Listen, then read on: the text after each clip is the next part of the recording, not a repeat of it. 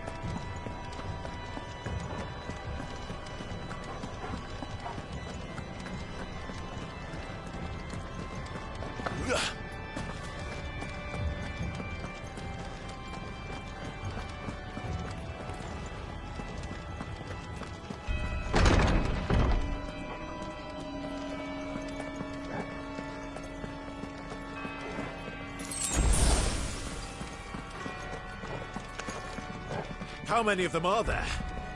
Too many.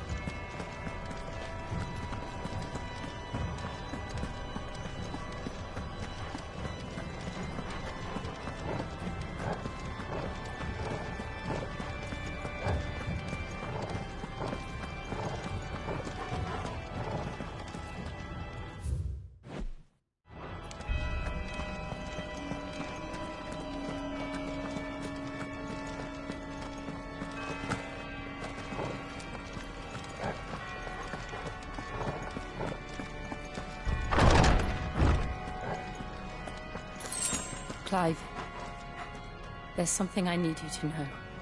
I saw the Patriarch do things no one should have to see. And so I swore that he would die by my hand. I understand. I face my demons, and you must face yours.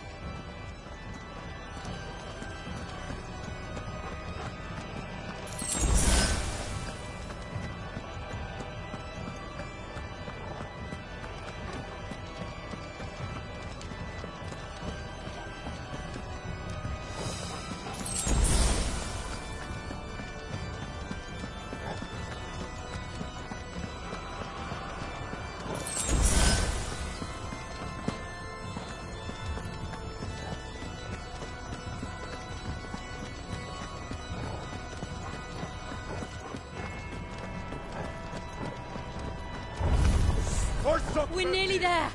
Just one last push. I gasp, let it soul. Arise!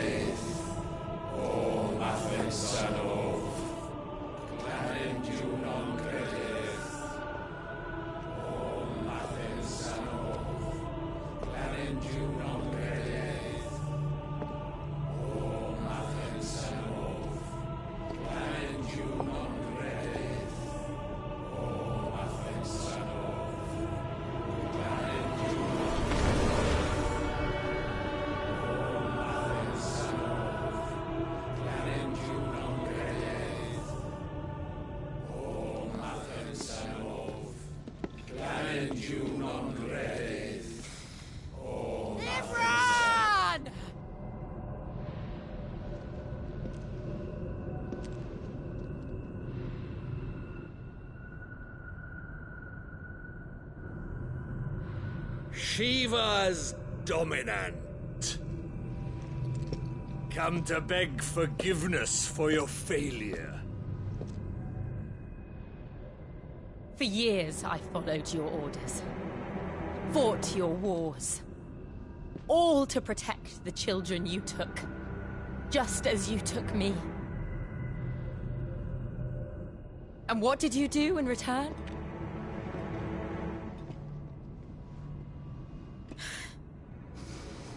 You put them in chains and you slit their throats! Fiend. Their souls were sullied with a stain of ether. I merely cleansed them of their corruption. A penance paid, just as the Holy Mother wills it! Repent, abomination! For a monster like you to set foot in the Holy Cymric is in itself a crime deserving of death. You're right. I am a monster. And my soul is stained black. Though not by ether. But by the evil of men like you, who made me close my heart and drown in darkness when I should have raged against it. This is my penance. I will be your monster no more. Nor will I suffer you to create another.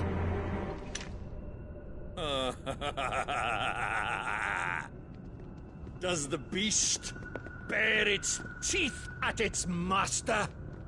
Come then, dominant. Rage, be as you have ever been.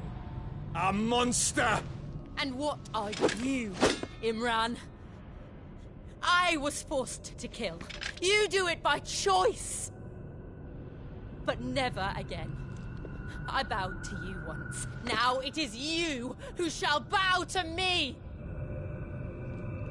Kill them.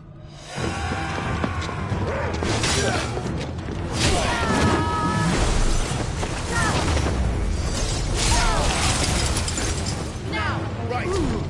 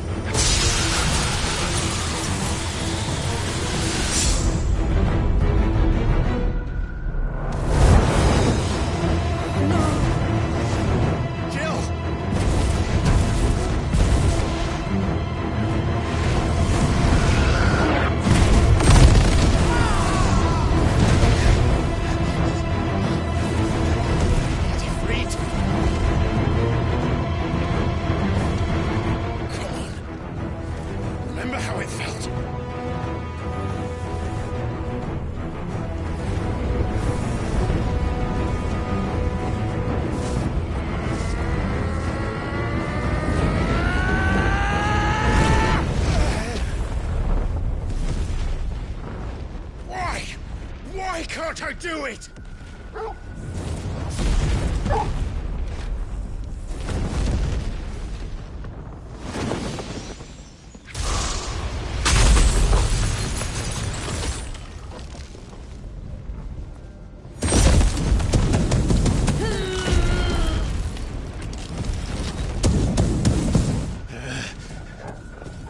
Please, just once.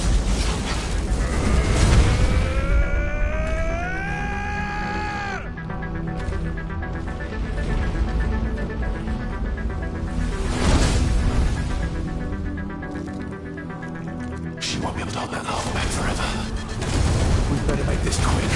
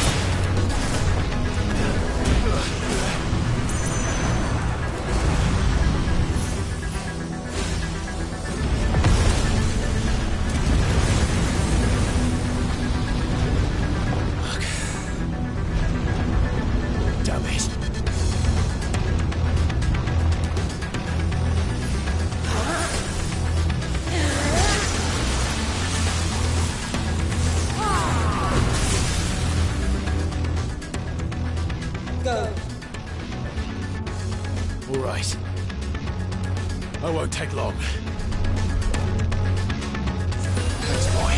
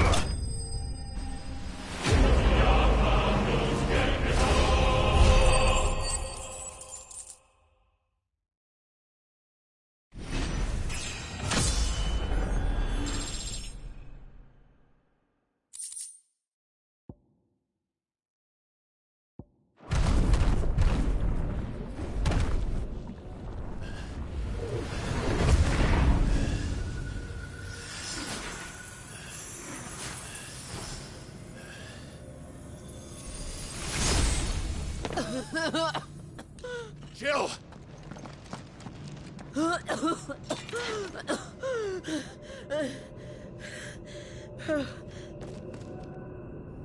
I'm going to finish this, Clive.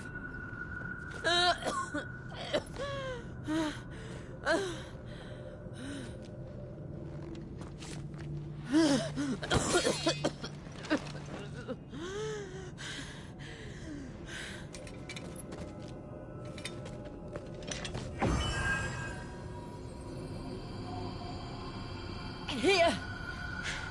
Use this.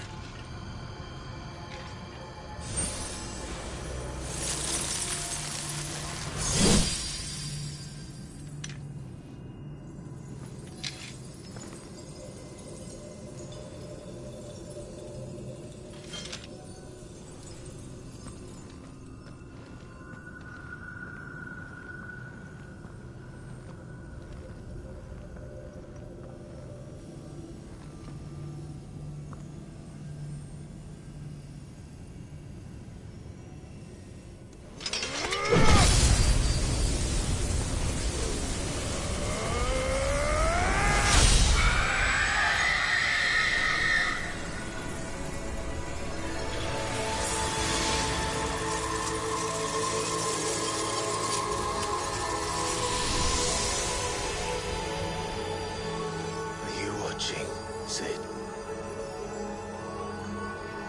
You're one step closer to freedom.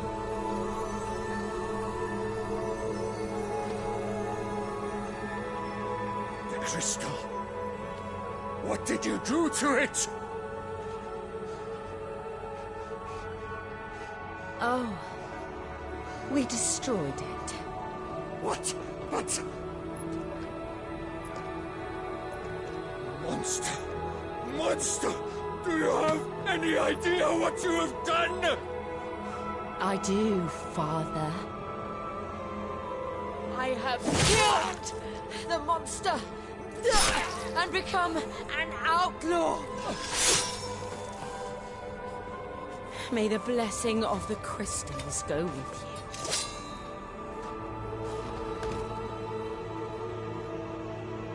you. It's over. It is. And Shiva exacted her price. She did. Again, the burden fell to you. And I bore it willingly. This was a sin for which I had to atone. Now I can continue at your side with my head held high.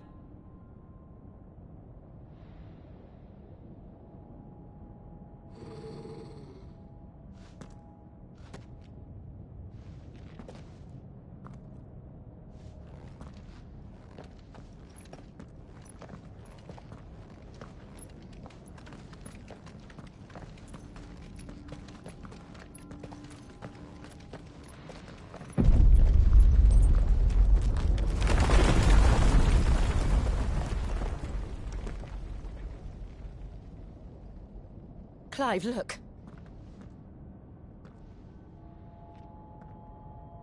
It's just like the one at Phoenix Gate.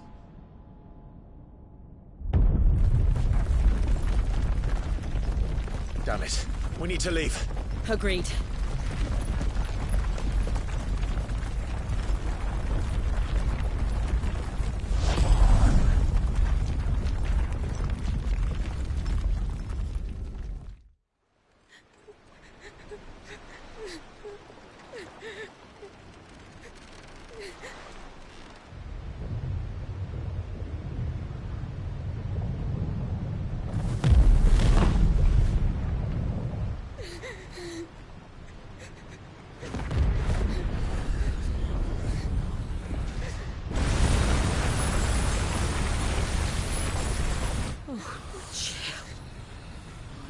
I kept my promise, and now you keep yours.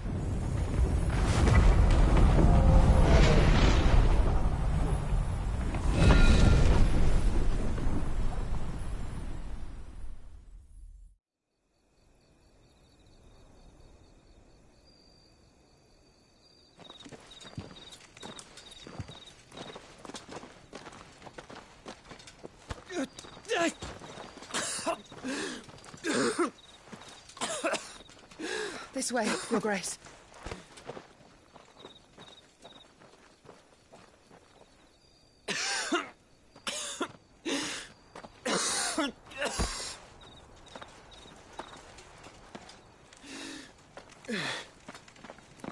You're bleeding. I have a tonic which will... I thank you for your kindness, truly. But I assure you, I will survive. Please, save your medicines for those who need them most.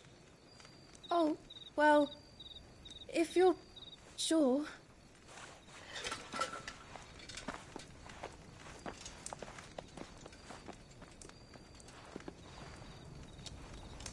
For a moment there, I felt my brother's presence. You did? I fear he is in Ultima's thoughts again. But why now, after 5 years of silence? I cannot keep him sealed away much longer. Your Grace.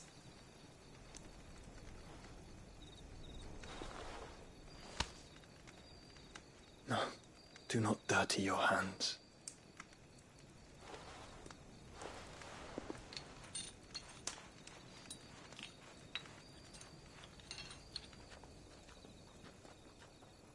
Look at them all.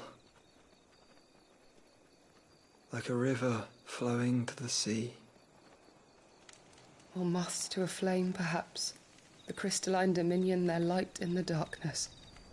More and more lose their homes to the blight and set out in search of sanctuary, while others lose their fortunes to the Dhalmekian levies and leave to find new livelihoods. What is it that you seek in the Dominion, Your Grace? Oh, Dion Lesage. You mean the Crown Prince of Sanbreque? He has many titles. Dion the Bold, Prince of Dragoons, Odin's Nemesis, or simply Bahamut. I met him once, when we were children. He was a chivalrous soul even then, and has served his empire indefatigably ever since. And you are confident that he will listen to what you have to say? Our world lurches ever closer to the abyss, and a hidden hand ushers us onward. Ultima's influence extends to every nation, Sanbreque included. If His Highness is the man I believe him to be, and I pray that he is, this truth will not have escaped his notice.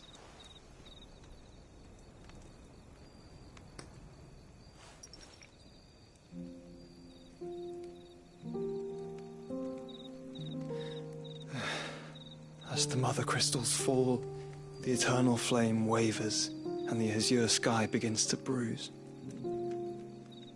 How lucky we were to be blessed by the crystals, and yet how spoiled. Like canaries in a gilded cage, growing fat on seed.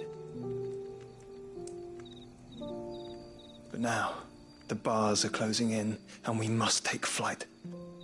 Painful though it be to leave our home behind, it is what we must do to be free. Which is it that men cannot live without? A blessing that leads to damnation, or a freedom that leads to deprivation?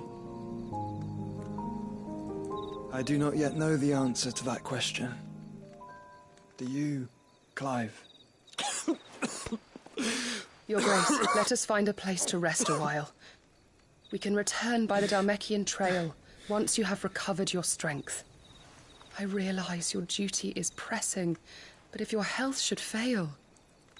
I know. Thank you, Yote.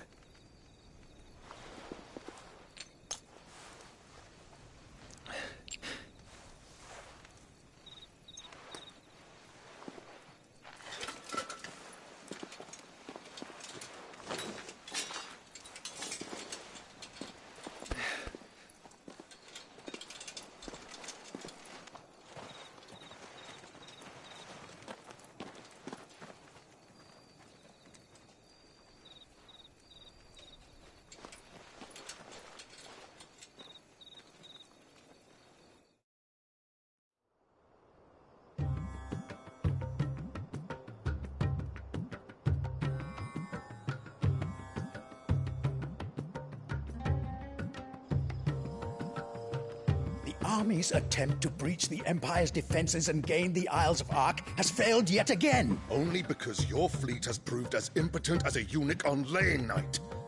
Would you rather we simply fell back to the capital? Enough, both of you. All here agree that the Empire cannot be allowed to maintain its illegitimate claim on the Dominion.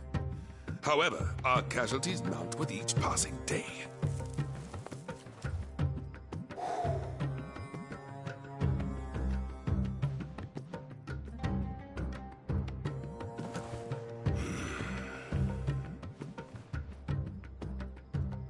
There is a literal sea twixt you and your prize. The armies of Sambrek need but sit back and watch as you harmlessly lap against their walls. They are dug in like ticks and seek to draw out this siege, knowing the capital's stores are nigh bottomless. And what of our wise rulers? Goaded into war without any thought as to what chaos it might reap. Republican soldiers starve while waiting for orders from Randalar. If you would but take the field, their bellies would be full by nightfall. If I take the field, so too will Bahamut, and our duel will shake the island to its foundations. Instead of liberating the Dominion, you would doom it to destruction. Unless that is what you desire. If our learned advisor has a solution to propose, we should be glad to consider it.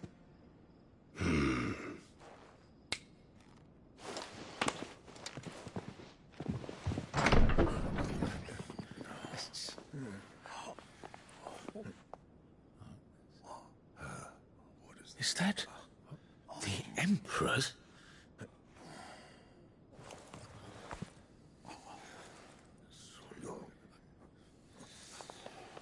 What is the meaning of this, Lord Kupka? What it means is that I am disinclined to advise you any longer.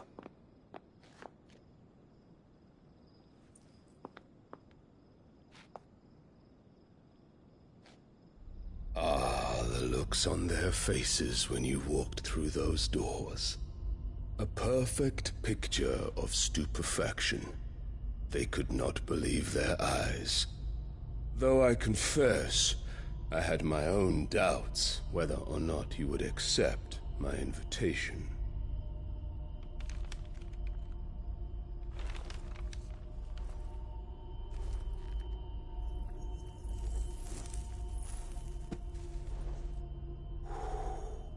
Such shocking news.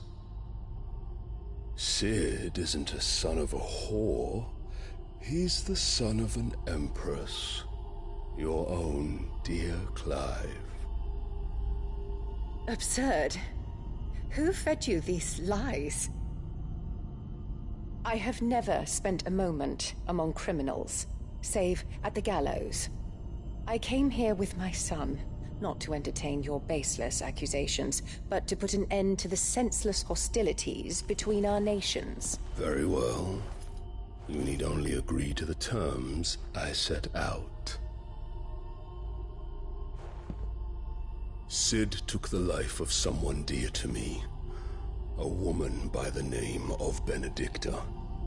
I swore to take his in turn. This would not be disagreeable to you, I take it. You would finally be rid of the stain on your noble name. In return, I will leave Sanbrek in your capable hands. Your Imperial Majesty.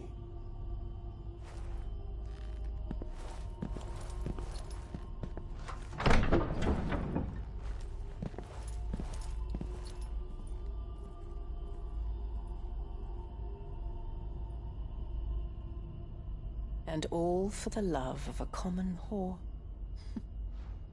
Dominant or no, one cannot hide one's breeding. And beasts will ever belong with beasts.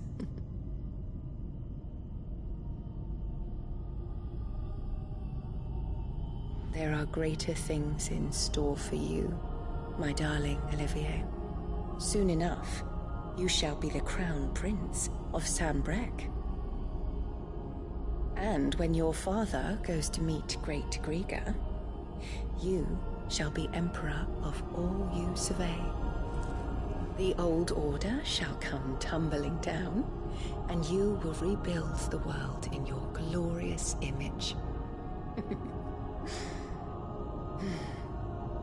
Soon.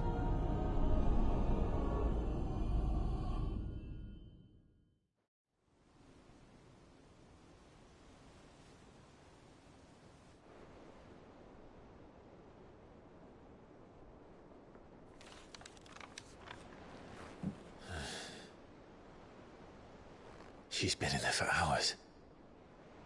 Something must be wrong.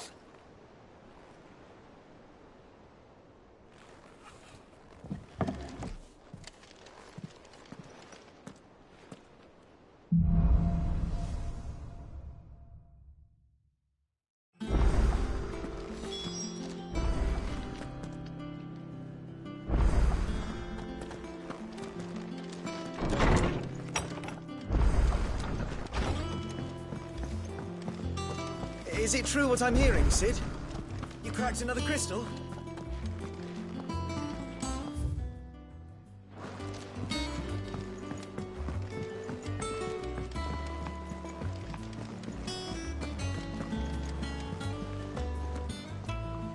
Oh, bother. Whatever am I to do now, Clive? About what? I've 2 dresses that need stitching, but I haven't got a scrap of linen. Those girls' rags are so threadbare. It's a wonder they don't fall to pieces. And we most certainly cannot have that. A certain amount of decorum must be maintained, even here at the Hideaway. You wouldn't want the poor things going without decent clothes now, would you? Of course not. What can I do to help? Oh, aren't you a dear? You see, I've paid for 2 bolts of cloth from the drapers in Northreach, blue and red. But they don't deliver, not to places that aren't on the map anyway, so I'll need someone to take this receipt and collect them. And you'd have this someone be me? I would. And don't let them fob you off with anything less than what I paid for. 1 bolt of blue and 1 of red. I expect them both.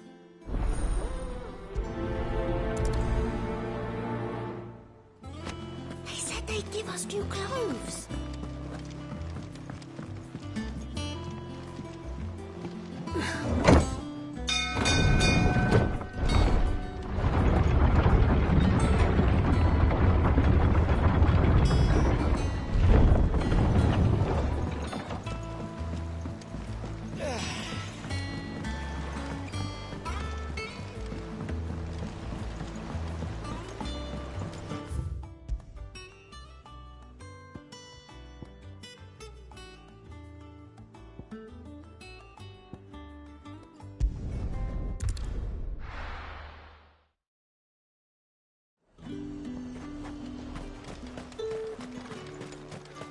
Let's hope the draper has Hortense's cloth.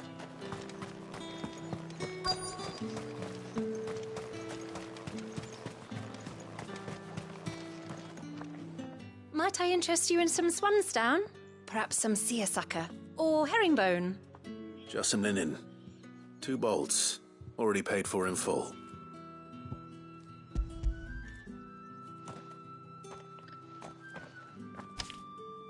Apologies, my lord, but your items aren't here.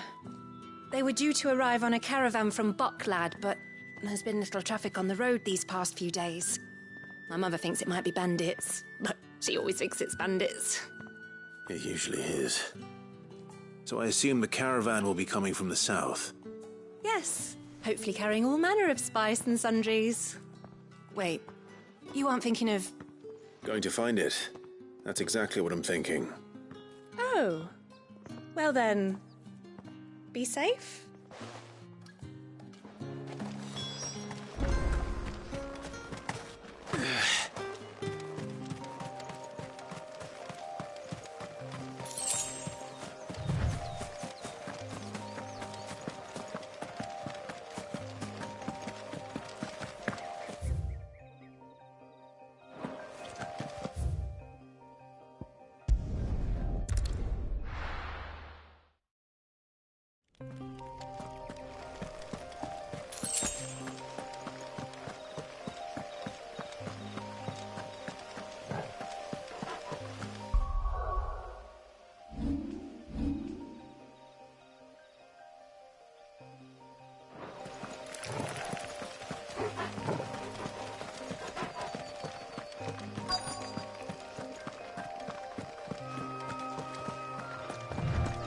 That damn bird's a menace! Who's gonna buy my wares now? State your animals left them in. But they're hardly damaged at all. Is there something wrong? If you're a bandit come to steal my stuff, you're gonna be sorely disappointed. And all thanks to this fool. But it was you who stepped into my path. Only after that feather-brain trampled me. I demand recompense, be it in coin or the items you carry. Refuse, and I shall report you to the garrison and see you hanged. These goods are expected in Northreach. I mean, they're not mine to give away. You wouldn't happen to be on your way from Bocklad, would you? I am, but did someone from the market send you? Please, you have to help me. I can pay whatever you ask.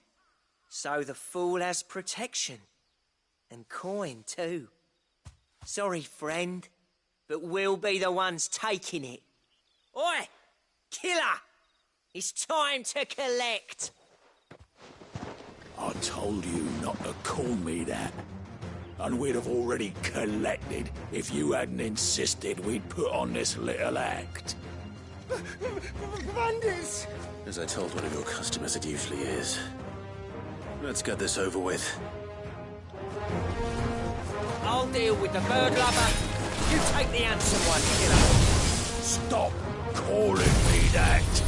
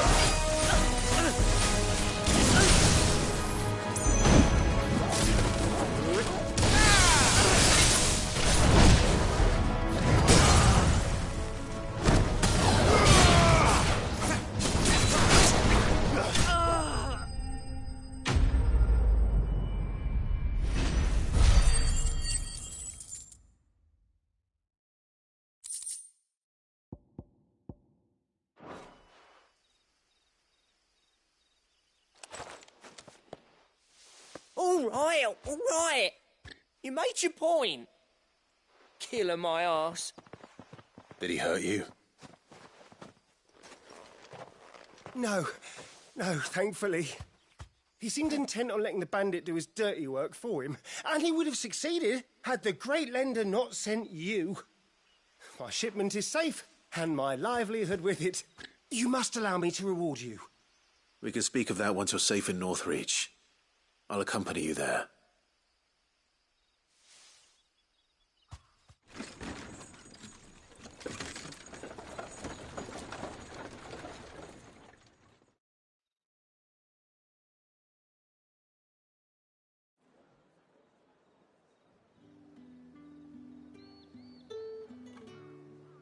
So you and my mother were right. It is always bandits. And were it not for the kindness of our free sword here, you'd be buying your order back from them at twice the price. Now, if you don't mind, I have a pressing appointment at the Vale before my return to Bocklad. Farewell. Oh, I almost forgot. I suppose you'll be wanting your linen. You'll be happy to know both bolts arrived safely along with the rest of the delivery. I've also added a few extra lengths of our finest fabrics to the bundle. Free of charge. Are you sure? My mother would insist. It's the least we can do for the man who saved our shipment. That's that done then. Now it's back to Hortense with her cloth.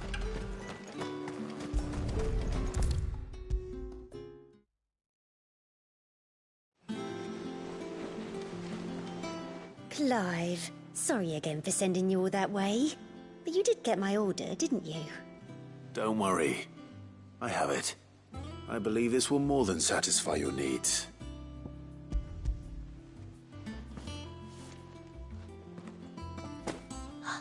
Let's see here. One bolt of red, one bolt of blue. What's this?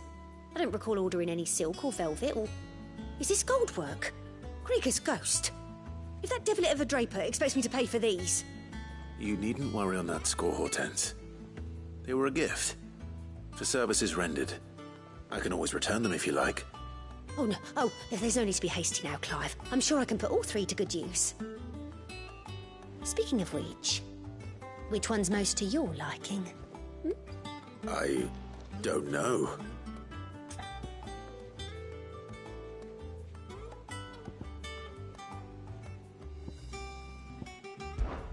This one, I suppose. I've a mind to give a piece to Jill. Did you know she's quite the little seamstress?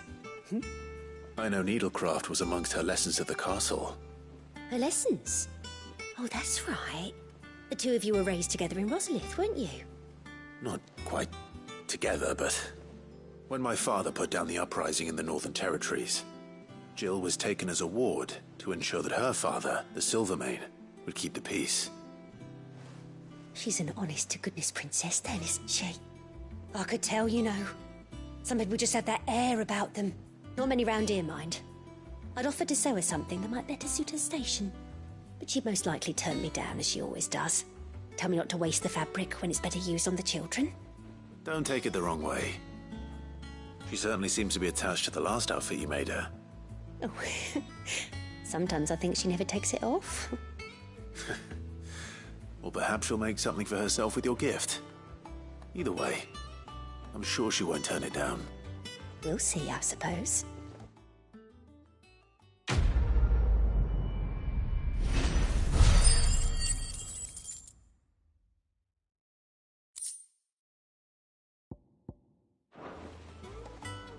Lady Hortense said she'd give us our dresses soon. Said they'd be made of linen.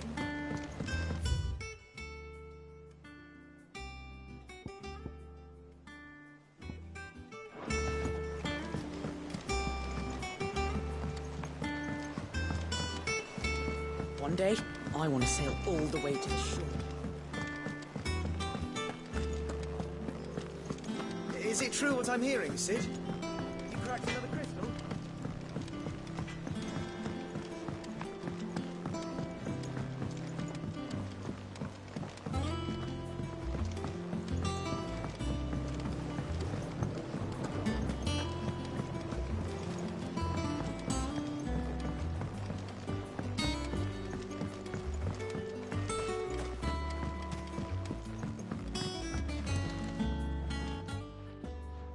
Sid, I know that when we came to the hideaway, we chose to let go of our past in order that we might focus on our future. We did. Nonetheless, I was wondering if... Well, I know you are from Rosaria, and I'm in need of someone with intimate knowledge of those lands. Apparently, the duchy is home to all manner of curative herbs found nowhere else in the realm. Among them is a flower called a morganbeard that increases the potency of lesser medicines. I can't say that I've had much practice healing. My youth was spent in the Bailey. A shame. You see, the hideaway relies heavily upon medicines procured from afar. And when those shipments are late, well, it's our sick who suffer. If we could find this flower and learn to grow it here, we might save many lives. However, as you are well aware, imperial occupation has rendered the roads unsafe for those like me, untrained in the military arts. Now, I'm not asking the busiest man in the hideaway to drop everything and make the journey for me, but if you happen to be in the duchy on other business...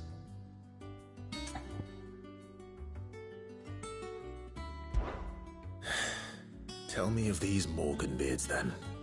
But of course. If my old tomes are to be believed, the flowers are bright yellow and as large as goblins' eyes. Oh, and they grow in the marshes of Sorrowise. If I am to propagate them here in the backyard, I will require several samples, preferably of blooms which have already gone to seed. And before I forget, I do seem to recall learning in the course of my research that their odor has the tendency to attract unsavory creatures. Nothing you cannot handle, though, I'm sure.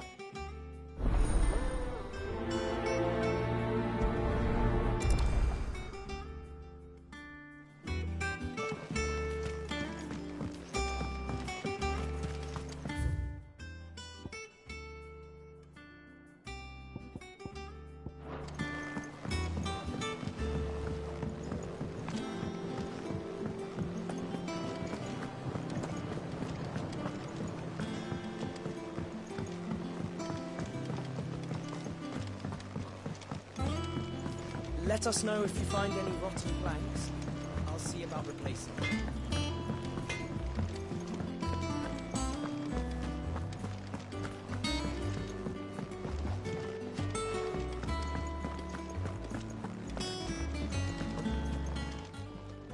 Well, don't just stand there gawping.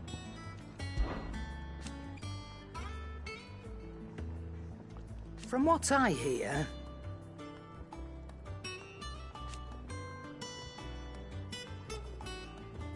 the poor buggers.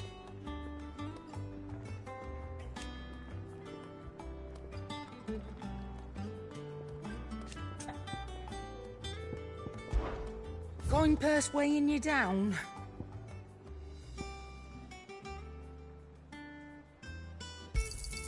You'll not find a better price than that.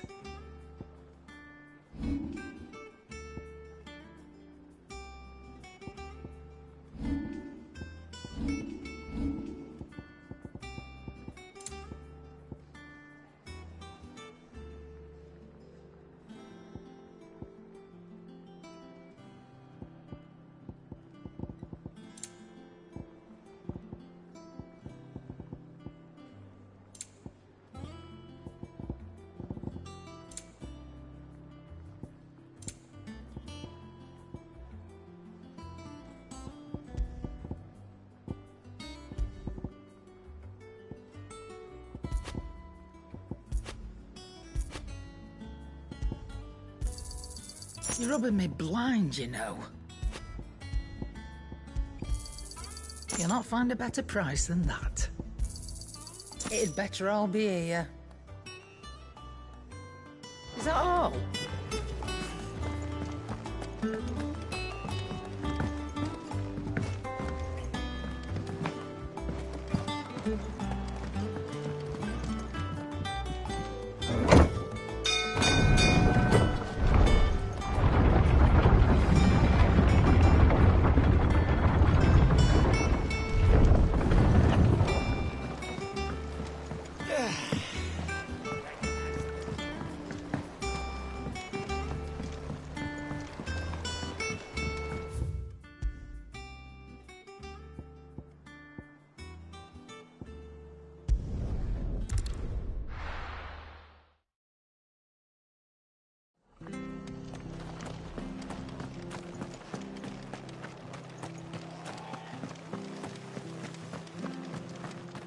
Thank you for sticking with us.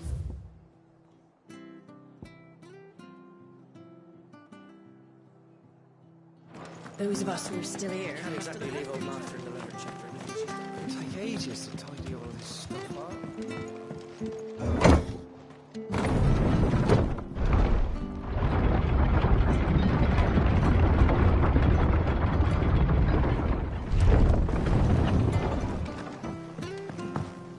Sid.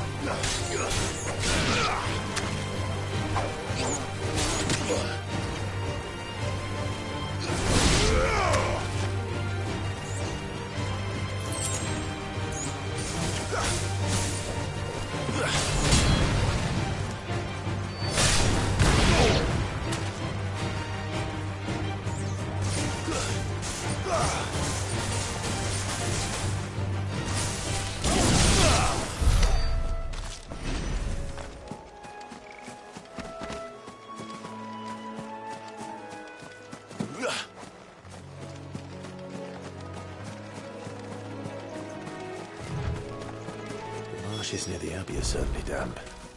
Let's see if they're damp enough for Morgan beards.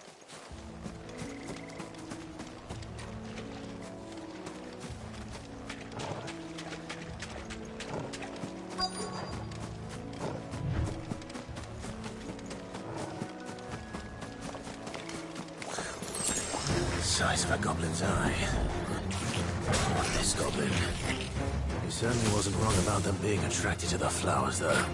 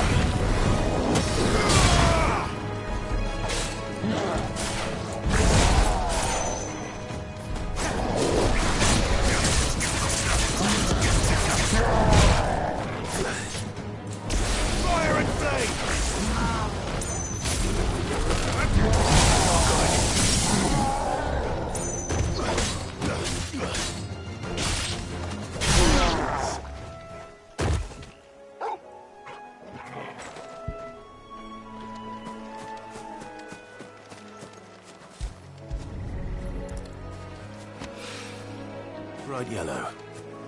These are our Morgan beards, all right. Well, I've gone to this much trouble. Might as well gather as many as I can. There's something familiar about this scent. It reminds me of home.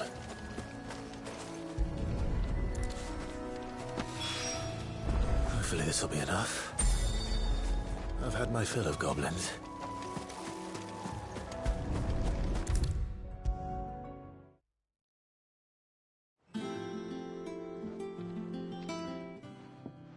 It is rare that we see you so often in the backyard, Cid. What brings you to the gardens? I found your flowers. Yes, wonderful. These are almost identical to the plates in my tome. Did you have any trouble locating them? Finding them was the easy part, but it's odd. They remind me of my childhood somehow. I don't remember these flowers specifically, but we must have grown them in the castle garden. If the petals are meant to improve the effectiveness of medicines, it's possible that the court physicers grew them for the tinctures and treatments they made my brother. If the ducal healers were convinced of their properties, that is all the more reason to begin growing our own supply here. Oh, allow me to use some of the flowers you brought me to make something that might aid you on your travels. I need only a moment to extract the essence from the petals.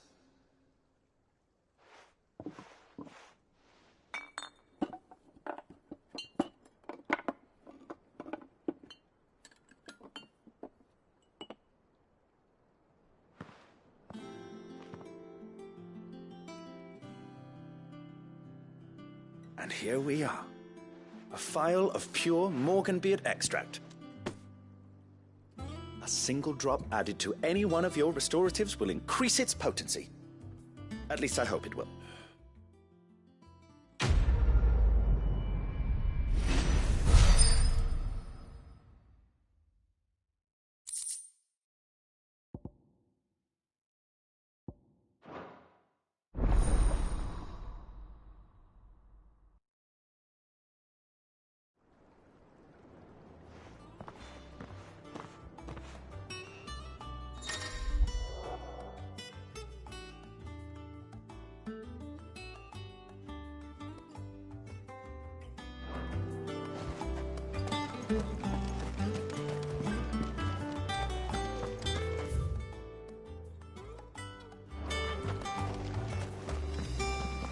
Let's see about planting those seeds.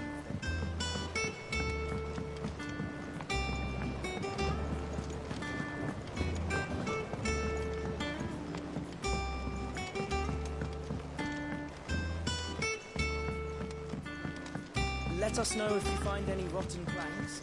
I'll see about replacing them. Is it true what I'm hearing, Sid? You cracked another crystal?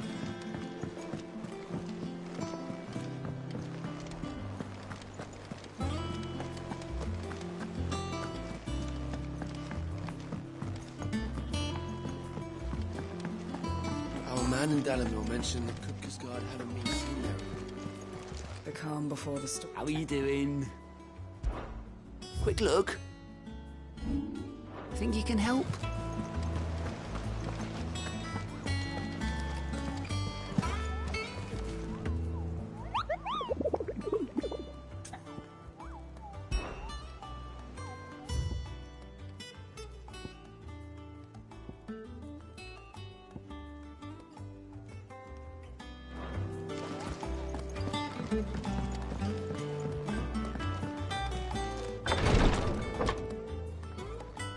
I've done what I can, but the rest is up to you. You need to start taking better care of yourself.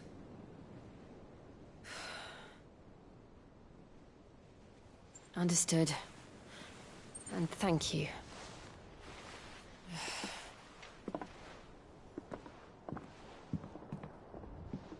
The curse has spread. Make sure she rests.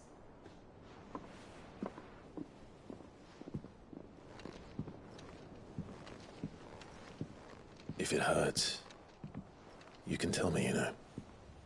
I'll understand. I can bear it.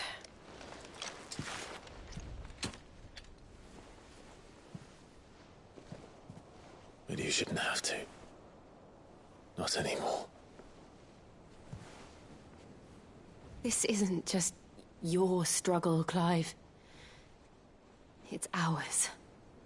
And when we see how hard you fight, it inspires us to do the same.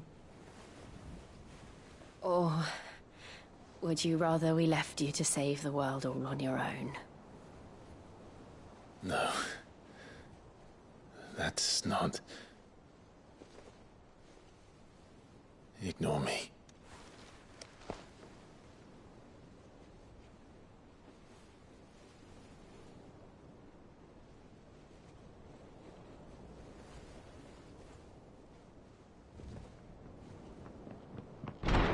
Clive, where are you? In here.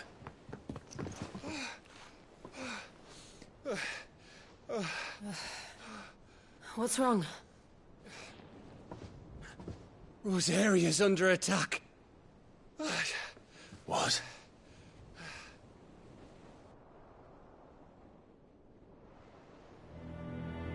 This isn't the Dalmekian army we're talking about. It's the men of the Rock from Drake's Fang. Hugo Kupka's private guard. There is in hell in Rosalith, trying to batter down the castle gates. Looking for me? Seems that way. Reckon old Hugo has finally worked out who Sid really is. Then this is just another trap. Ah, it's a trap, all right. The daddy of all fucking traps. I'm going to Rosalith. You're not serious. That's exactly what he wants you to do, Clive. Look, I don't know why Kupka harbors such a grudge against Cid. But as long as it's left to fester, our world will never know peace. He has dragged the rest of Storm into this pointless war just to find me. Besides which, I am not about to stand and watch while my home gets ground into the dirt. Hugo Kupka must die. I've lost enough friends to that man already. I don't want to lose any more. So let's go and kill the bastard. I'm coming too. After all, we're in this together. All right.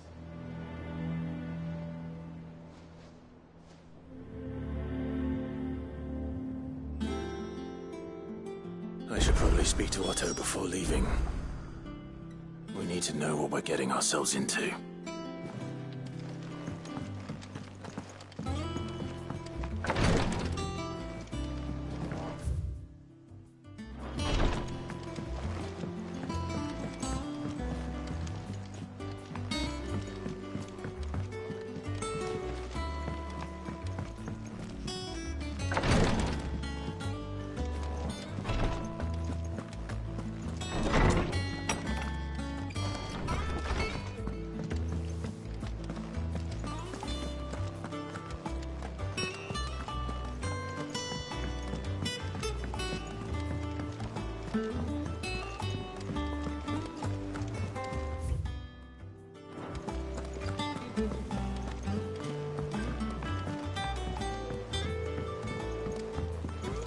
We must be ready to leave for Rosalith at a moment's notice.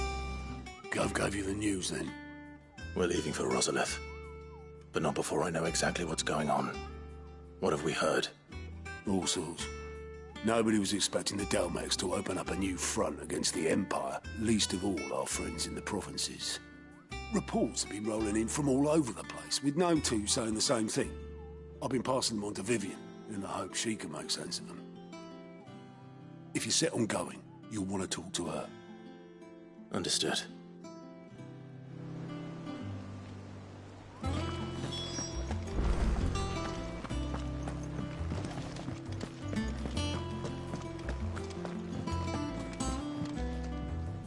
Ah, if it isn't my favorite pupil. Let's see now, where did we leave? Well, this is a surprise. My lectures are rarely so well attended. You know what they say? A little knowledge, can't hurt? We're going to Rosalith to deal with Kupka. What's the situation there? Whoa there, Lord Rossfield. I'm sure you're champing at the bit to return to your roost. But to fully understand the present situation, one must first understand how it came to be.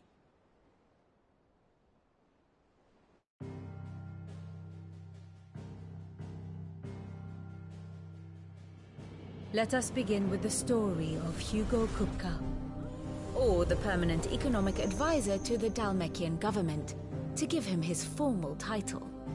In a republic founded on commerce, there could hardly be a more influential position. It has granted him both extraordinary wealth and extraordinary power. Not that he ever wanted for the latter. Being Titan's dominant, he is also Dalmekia's last line of defense, a fact he has used to his considerable advantage. Why, he was even able to pry Drake's Fang, one of the pillars of the Republic, from Parliament's grip. And he was quick to buy the loyalty of the Fang's protectors. Today they are his faithful creatures, a private army in all but name. The self-same army that marches upon Rosarian soil as we speak. By which I mean Imperial soil, not that you need reminding of the fact. Suffice it to say, the Empire's attentions are elsewhere at present, deadlocked as it is with Dalmekia over its occupation of the Crystalline Dominion, where its legions are now gathered. Scarcely a handful of garrisons remained to secure its western provinces, and half of them left after the fall of Drake's breath. With the threat of the Ironblood thus diminished, they had little cause to fear a maritime invasion. And so today, only a token force guards the former duchy's shores, as Kupka was quick to descry. He landed his troops on the Rosarian coast without encountering so much as a single ship. All for you, Clive. He wants your head. And so he and his men advance upon Rosalith, not to capture the province, but to draw you out.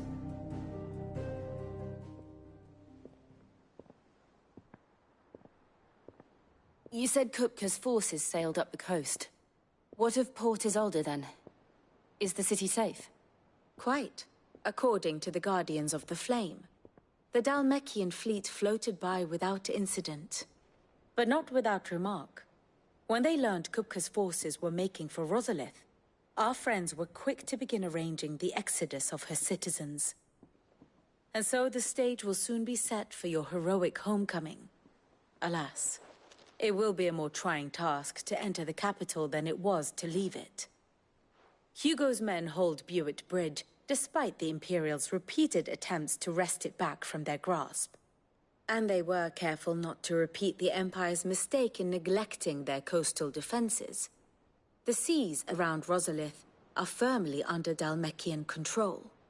So tell me, pupil mine, what do you believe to be the best route to Rosalith? The north. We cross the northern border near Phoenix Gate. Then take the road through Stillwind down to the capital. Hardly the quickest route, but at least we won't be spotted. A little local knowledge goes a long way.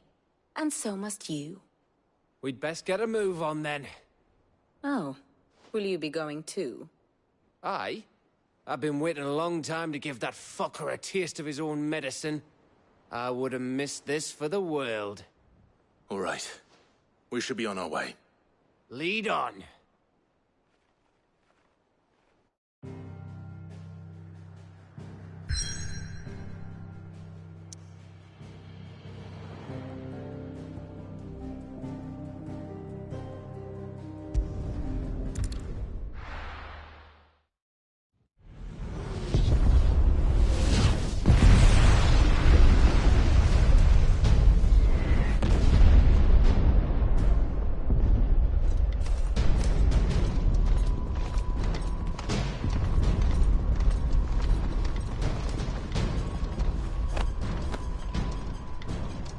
Fortify the castle gates, at once.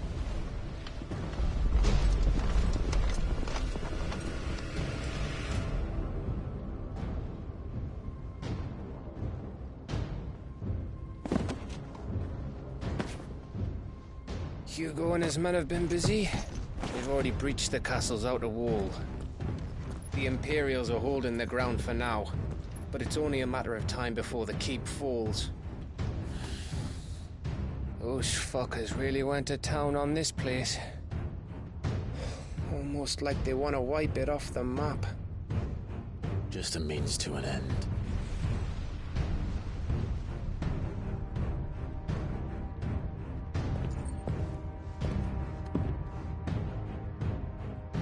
All this for one man? They didn't have to go so far. If you keep your wits about you, I reckon you can make it up to the castle without raising the alarm. I'll sniff out any townsfolk who haven't escaped yet and send them on their way. Be careful. Likewise. Don't do anything I wouldn't do.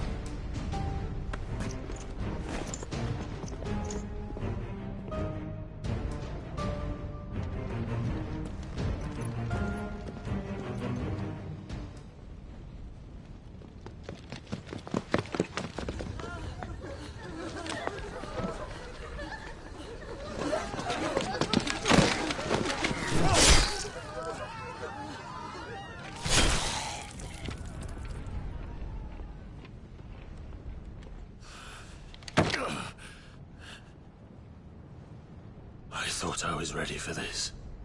But... I know. It's like a nightmare. This was our home. Come on, Clive. We have to keep going.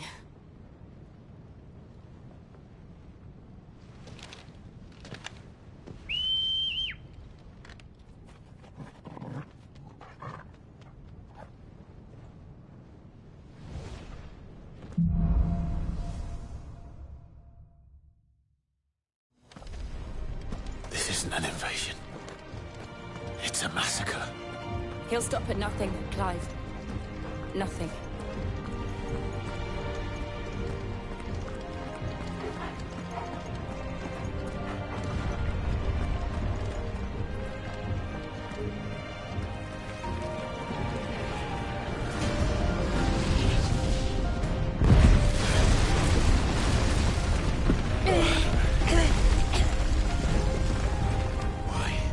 Why do this? Clive, we can get through here.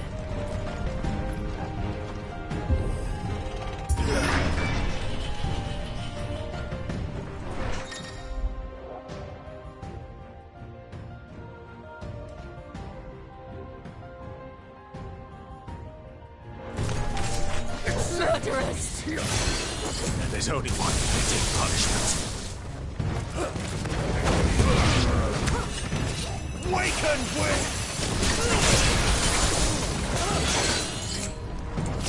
fire and flame!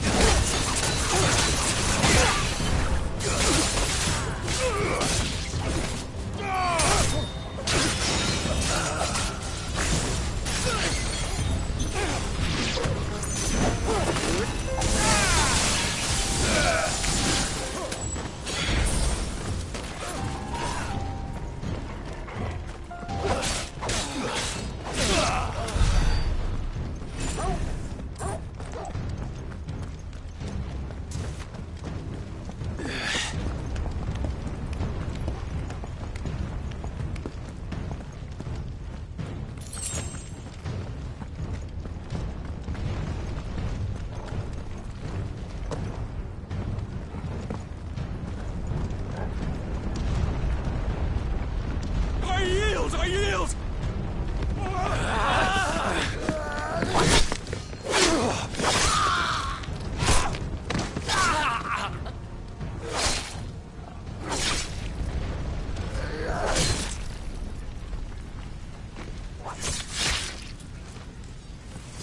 Look what we have here.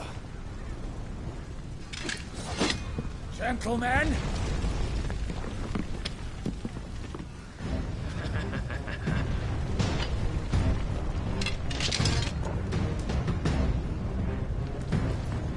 You won't escape!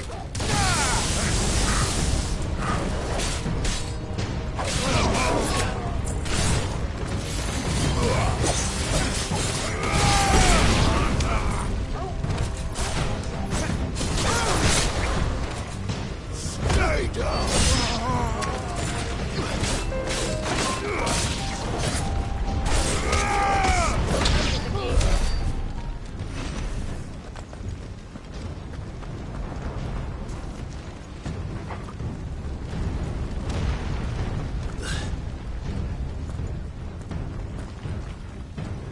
Cut them down! With me, men! For the Emperor! Out of our way!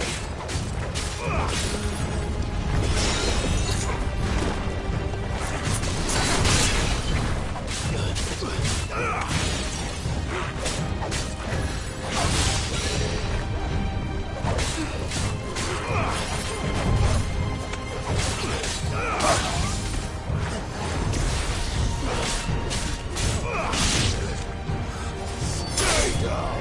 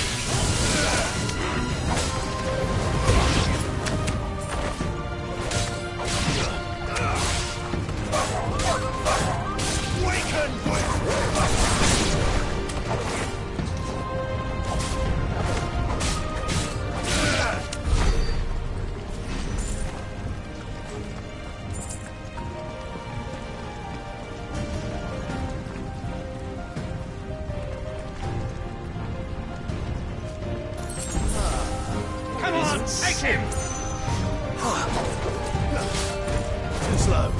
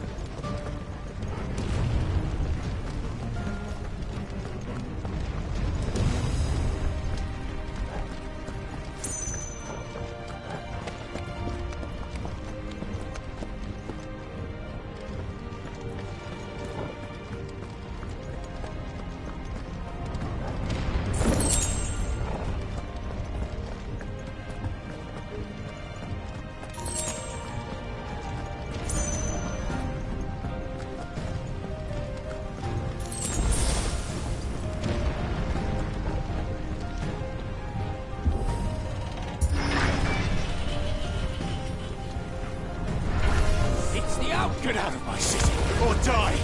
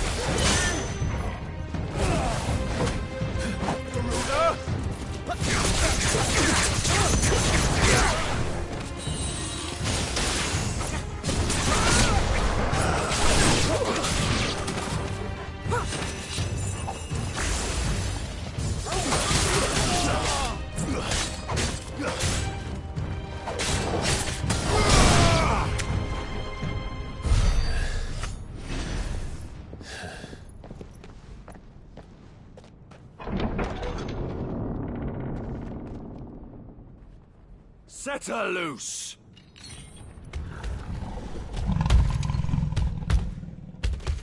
They have a curl.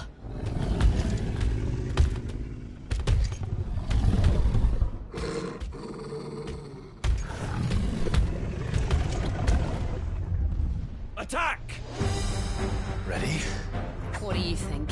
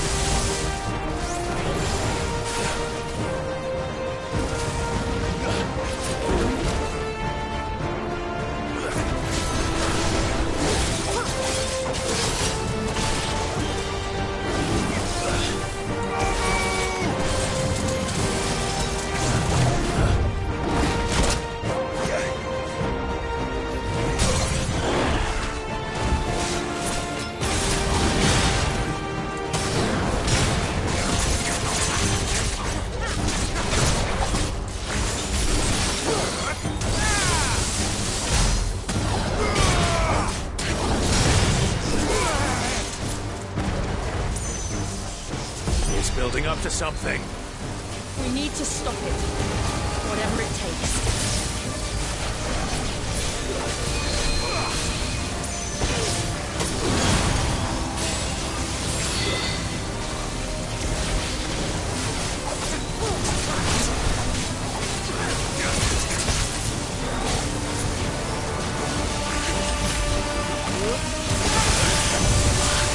It's down!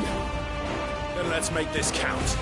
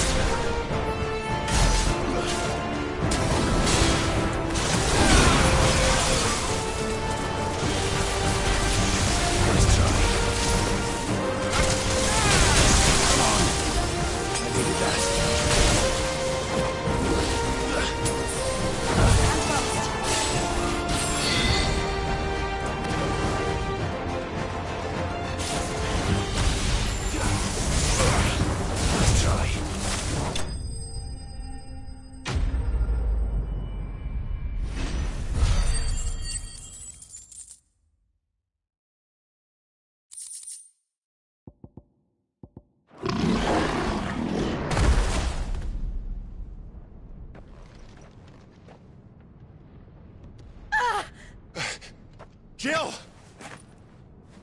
We meet at last, Sid.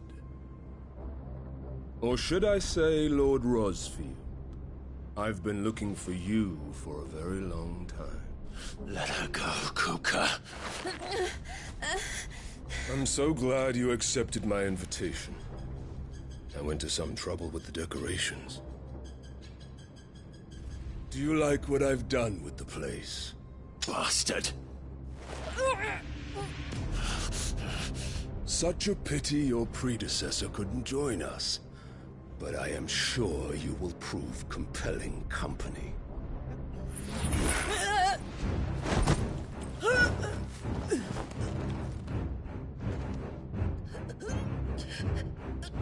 Be still, little snowflake. I would not have you melt before your starring moment.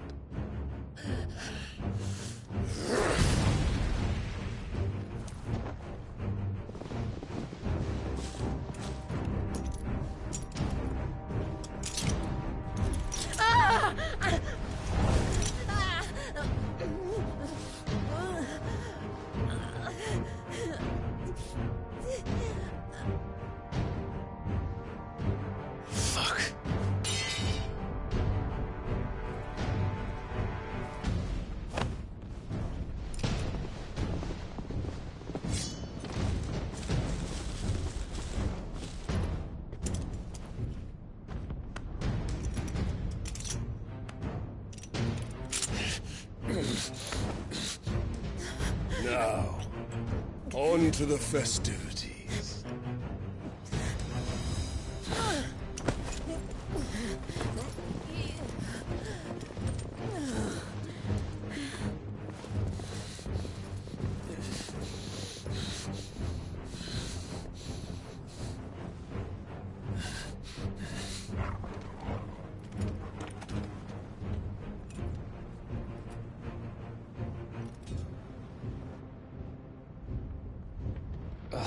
That's just great, that is. I suppose it's up to me, then.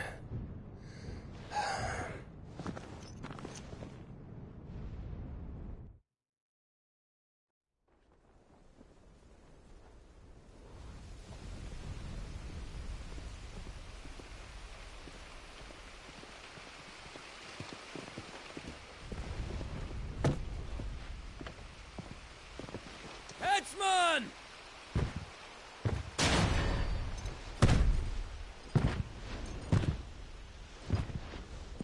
Where do you want me? You! Bring the prisoner!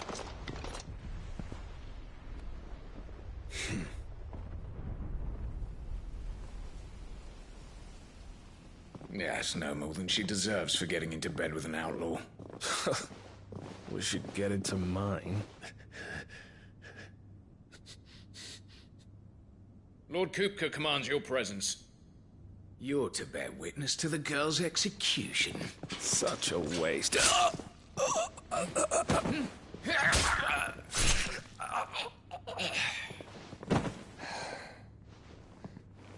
Gav! Shh!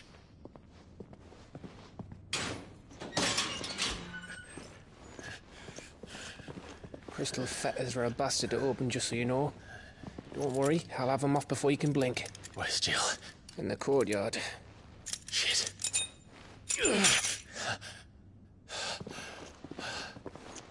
We have to hurry. The Imperials have sounded the retreat and cleared out of the castle, but the place is still swarming with Kupka's men. Leave them to me. I'll make my way up top and circle round the back. Quick as you like, eh?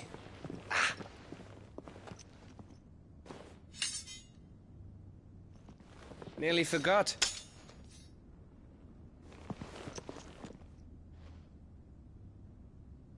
Hold on, Jill. I'm coming.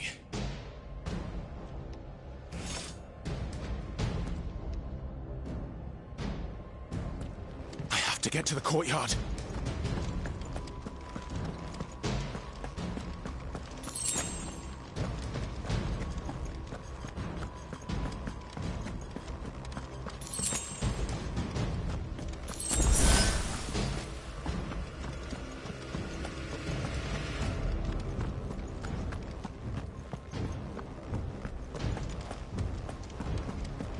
could you let her die?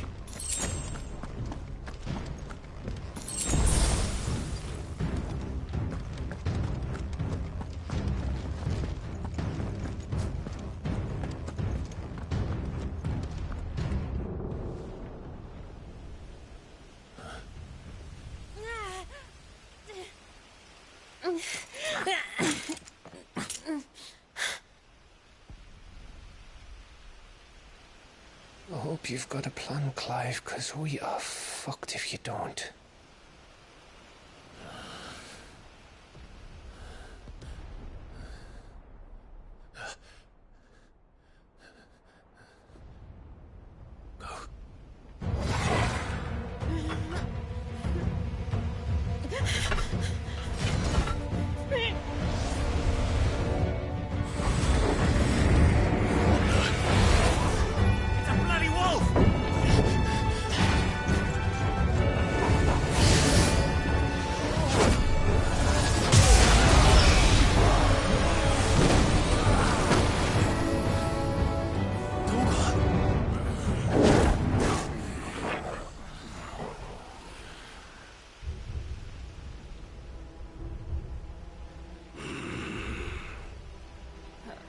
Jill, can you stand?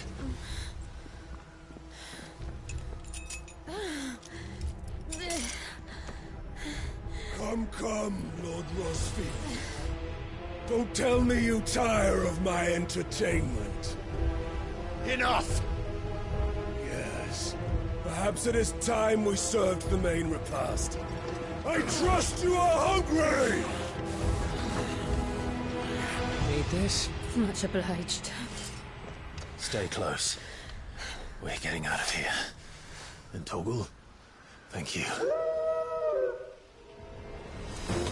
Take on a day! Explain what the fuck your dog just did. Later, everyone. With me. That includes you, Toggle.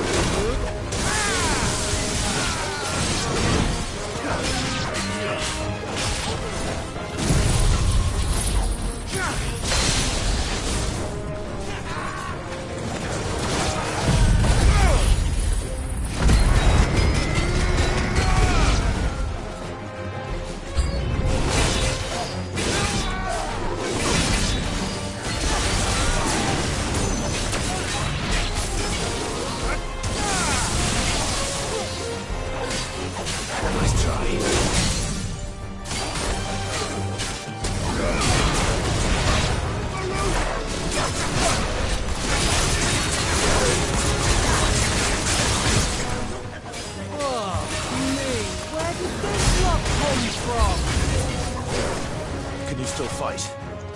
I can try.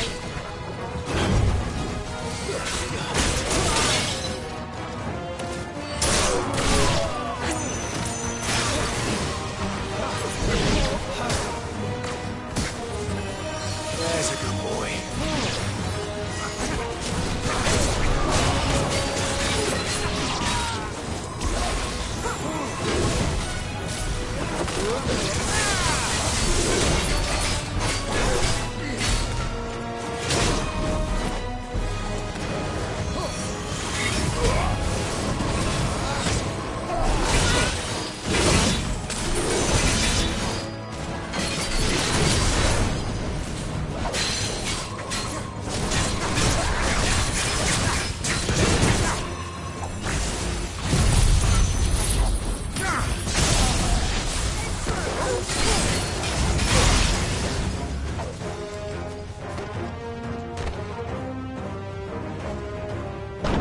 Still breathing, are you?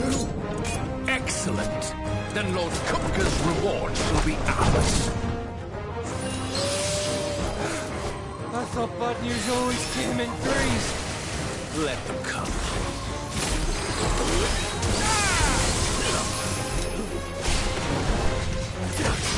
Weekend wins!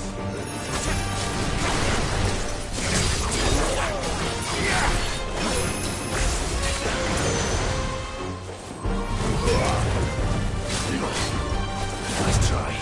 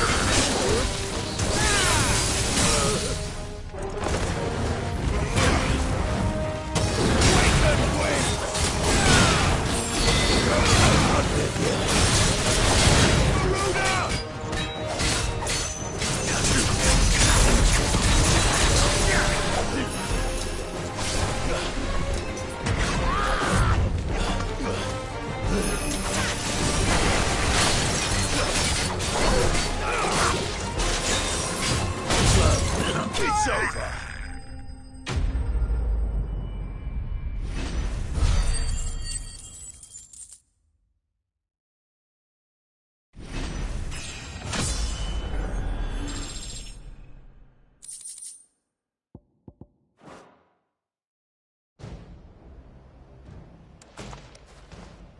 It's over. For now.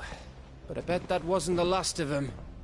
And they won't stop hunting us until Kupka's dead.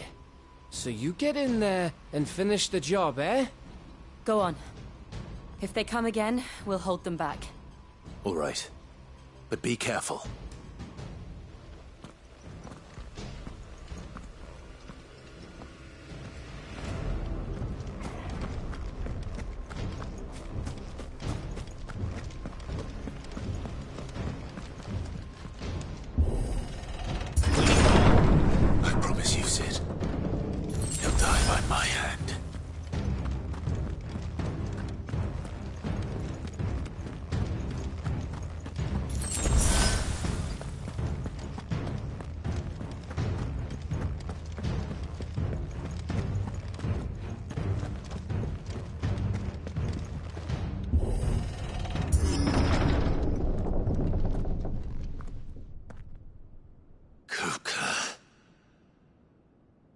You're late. Trouble on the way? Just enjoying your entertainment. How gratifying.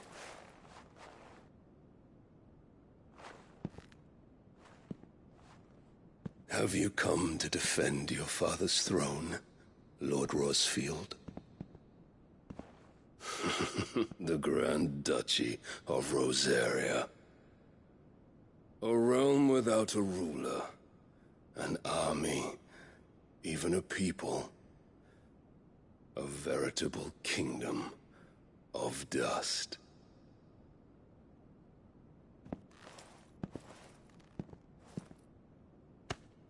Truly, I see no throne to defend.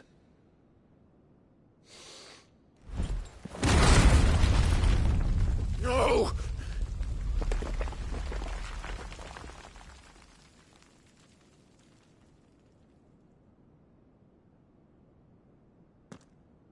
Enough of your games, Kupka. Just tell me what you want. Sid's head in a box. Imagine my disappointment when I learned that he met his end at the hand of another. And my relief to learn that you had taken up his thrice-damned name.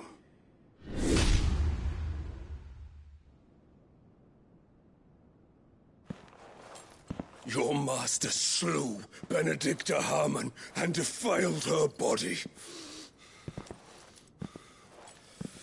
If you choose to bear that murderer's name, then you shall answer for his crimes. The only crimes I shall answer for are my own. Sid did everything in his power to save that woman, though she was long past saving. And so I did what he couldn't. It was me all along, Hugo. It was you.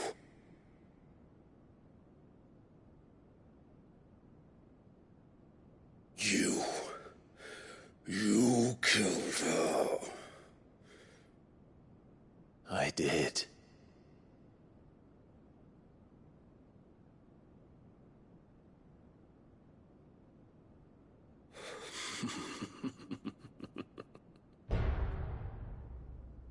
Then I am fortunate indeed.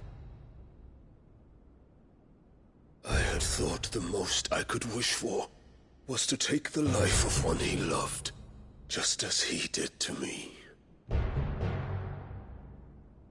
But it seems I was wrong. And I shall have my revenge. We shared a dream! I would be the king of the world! She would be my queen! And together, we would rule like the gods we are! But you crushed that dream, ground it into dust! Hear me, Rosefield! You will pay for what you've done! I'll tear you apart with my bare hands! And what of you? How many people have you killed? How many dreams have you crushed? You're not the only one who's seen their world fall apart around them. You'll get no pity from me, Kupka. No pity. And no mercy. Now die!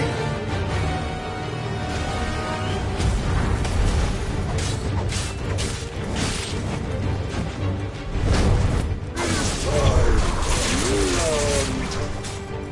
What becomes of those who dare to cross me? Cross! I'll kill you!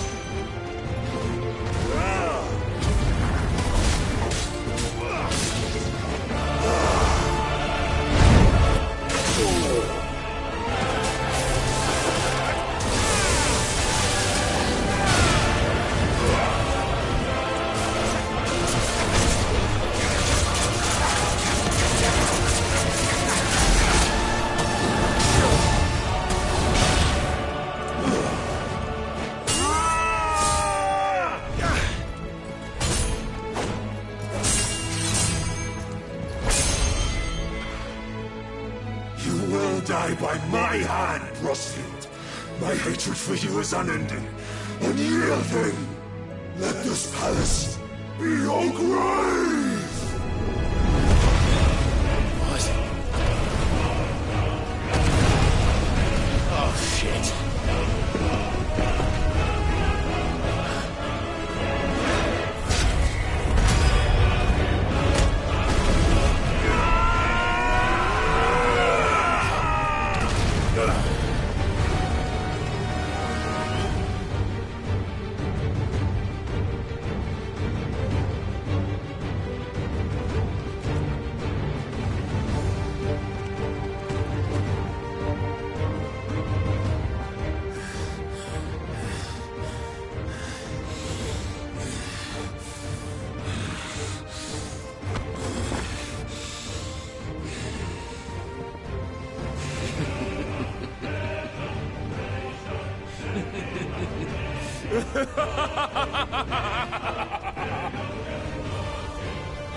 The world has chosen.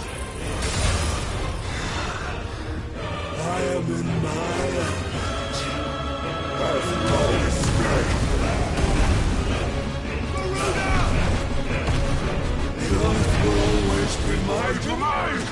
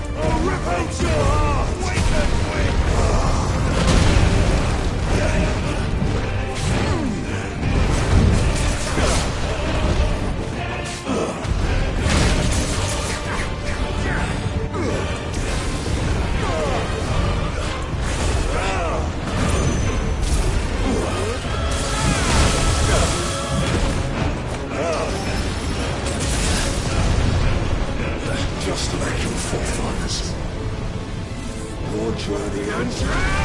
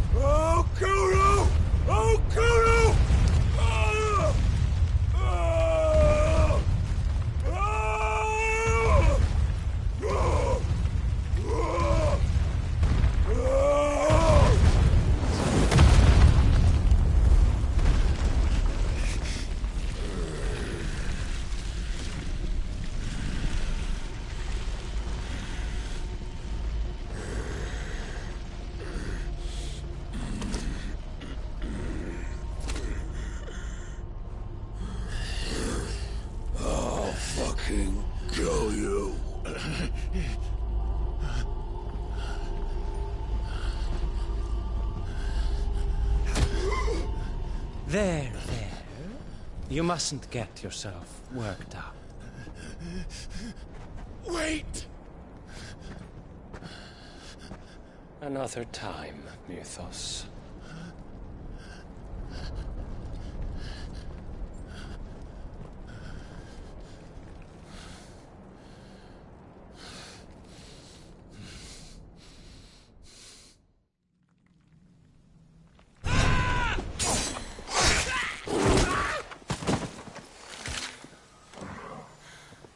Is that all of them?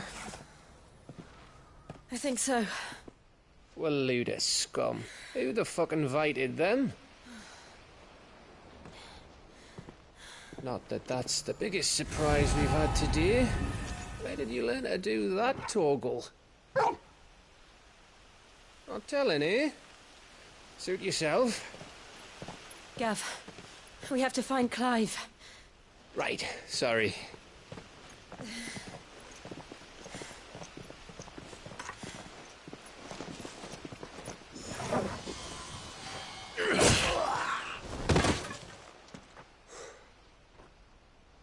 You missed one. We were worried. So was I.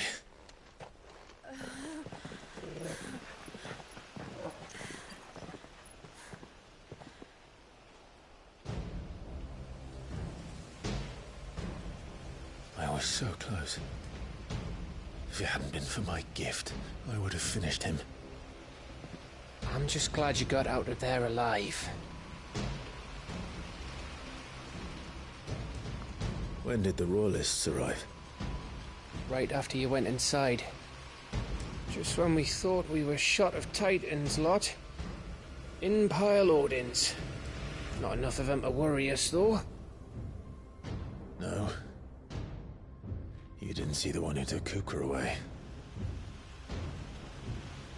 So, what? You think they came here to save him?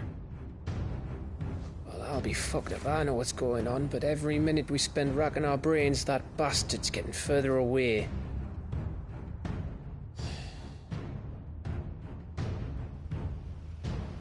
So what do we do?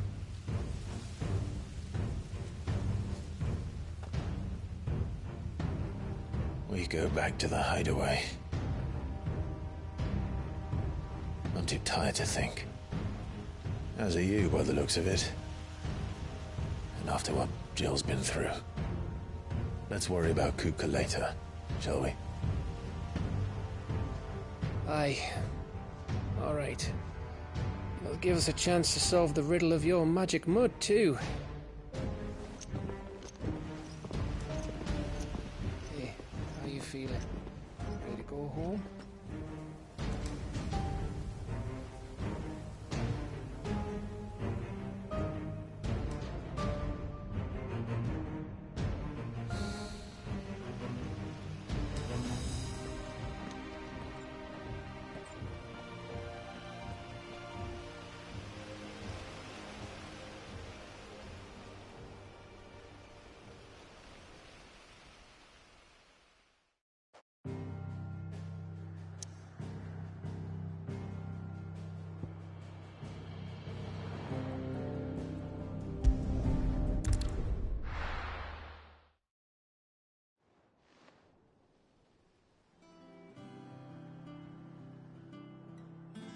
Just look at the state of you.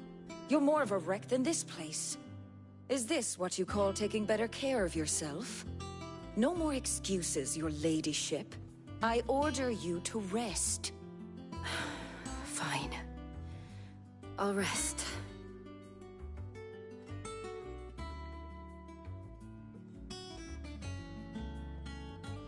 Don't worry, Gav. She's in good hands. But we should have never let her fall into Hugo's. Back when he had some like. The question is, where is he now? And what the hell were those royalists doing there? I was wondering about that all the way home. Otto may have heard something. I'll talk to him. And I'll talk to Tomes. The lawsman? About what? About your faithful hound for a start. If any four-legged friend's ever done that before, I'm betting Tomes will have read about it. But what I want to know is, what happens afterwards? It's all well and good Torgal saving our arses, but if it costs him what it cost Jill... Right. Let me know if you learn anything. Will do. And you do the same, eh?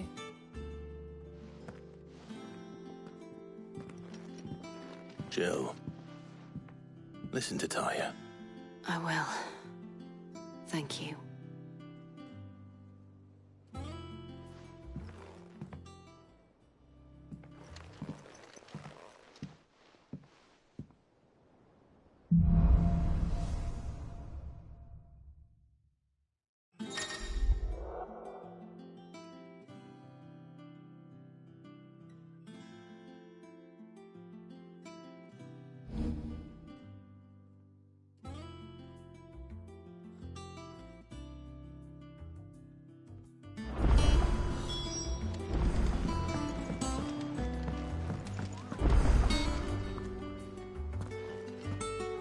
Otto, is now a good time? It's not a bad one. How's Jill doing? Oh, she's been better. Taya's making sure she gets the rest she needs. Good. Any word on Kupka's movements? Vivian's doing what she can to try and track him, but she's feeding on scraps. We've sent ours out to the Cursebreakers and their other friends in the West, asking them to keep their eyes peeled for anything unusual. No leads yet, but it's only a matter of time. All right. Let me know when you find something. There he is. All right, Clive. Still busy saving the world. Mid. When did you get back? Just now. What about your studies? Adjourned. Since Hugo Kupka invaded Rosaria. All the canvass in uproar about it. He's gone mad. He's turned rogue. It'll be us next. You try concentrating with all of that. All right. You win. How long will you be staying this time? Dunno. A while, most likely. Any road, while I'm here, I was hoping you could do us a favour. Mid. You can't just expect me to... Please, oblige her.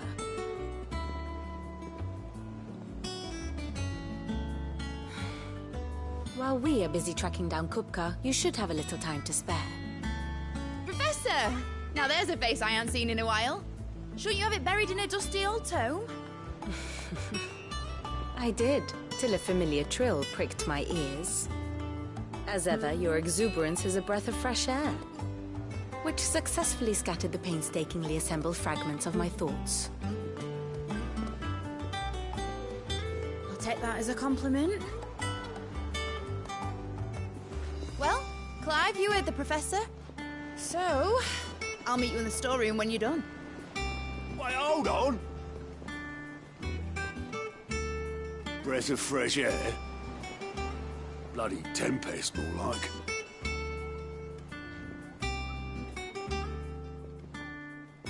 Oi, Otto, you got my gill? Huh? What are you on about? My fee for bringing Mid across. She said you were paying. That little... The storeroom, was it? I wonder what Mid's plotting.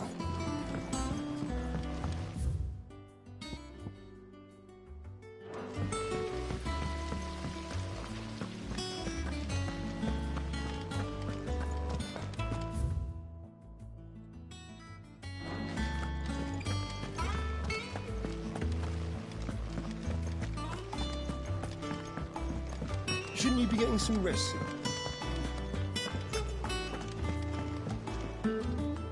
You took your time. I'm a busy man, Mid. I'll get to the point then. I want to turn the room down there into a workshop like the one I had at Dad's place. Mid, you've only just come back. And I've been thinking about it for a while.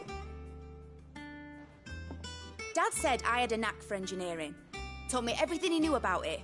Then sent me off to Canva to learn everything he didn't. That was his dream for me. That one day I'd put my studies to use for the good of the cause. But I'm helping no one stuck at school. I've studied enough. It's time I put my knack to work. I know that I can help the people here, and I want to do it. Well, well, well. If Sid could see you now. All right. I'll tell Otto you'll be staying. I knew you'd say yes. Which is why I wrote up a list of jobs for you. For me? Who else? What do you want me to do? First things first, I need equipment and materials to start making my own. There's the designs for the stuff I need, and the stuff it needs smithing from. The other materials I can work myself. Just need a generous benefactor to lay them on for me. Apart from the wood, I'll need a carpenter for that, but I can just borrow yours. Is that everything? For now. I'll let you know if I need out else.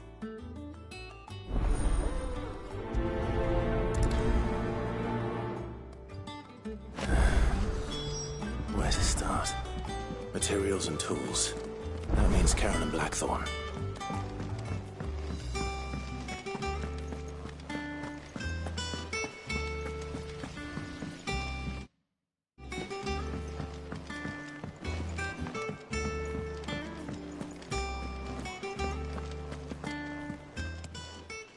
Fancy a look at the list, do you? Anything catch your eye? Seen enough?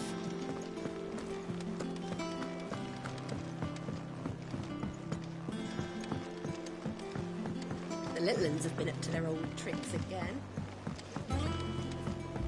Jill looked white as a sheet when they brought her.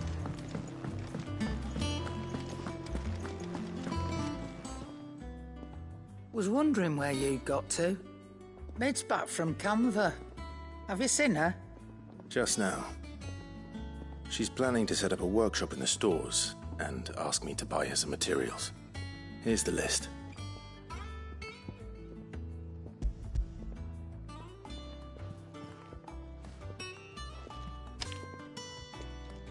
Think you can find everything on there?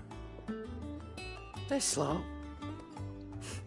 Wouldn't be much of a trader if I couldn't. Excellent. As for payment... It's paid. 100 times over by what that girl's done for us. If it weren't for her filters, we'd have naught to drink but blight water, and that would have drained the life out of us long ago. Indeed it would. I'll send the stuff on to Mid when it comes in. Thank you, Karen.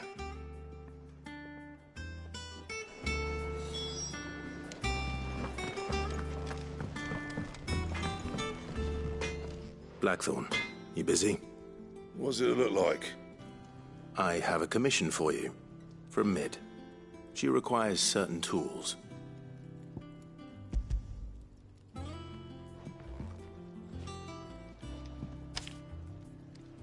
you think you can make them? Bloody hell. What's she planning to build with this stuff? An airship? I'll see what I can do. Tell her I'll bring them over when I'm done. My thanks. And Mid's, no doubt. That just leaves the carpenter. Let's see if Bardolph's available. It's all right. See, there's nothing to fear. You'll deal with him.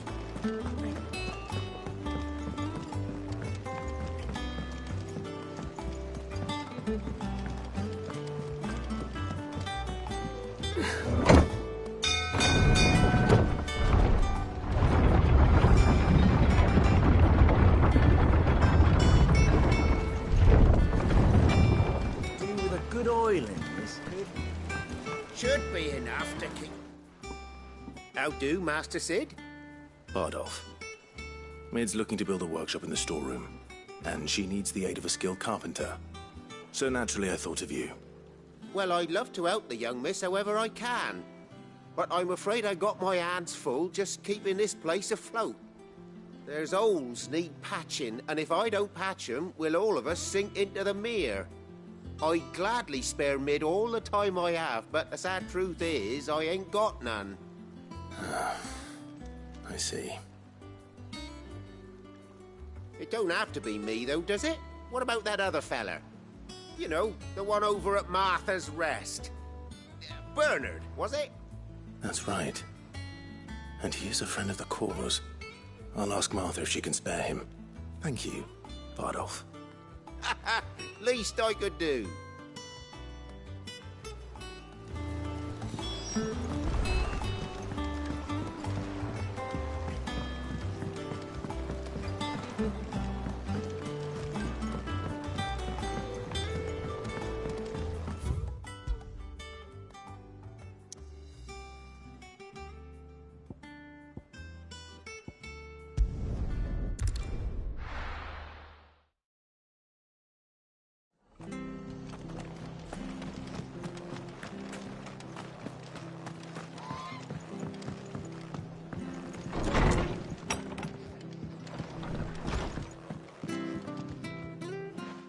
Clive, what brings you to the rest? Our home finds itself in need of an extra carpenter. I wondered if I might be able to borrow Bernard for a short while. I don't mind if he don't. We're all friends here, aren't we? Thank you, Martha. Do you know where I might find him? He went up to Cressida on business. No idea what, mind. Place is a ruin. Far as I know, he's still there. I'll look for him there, then.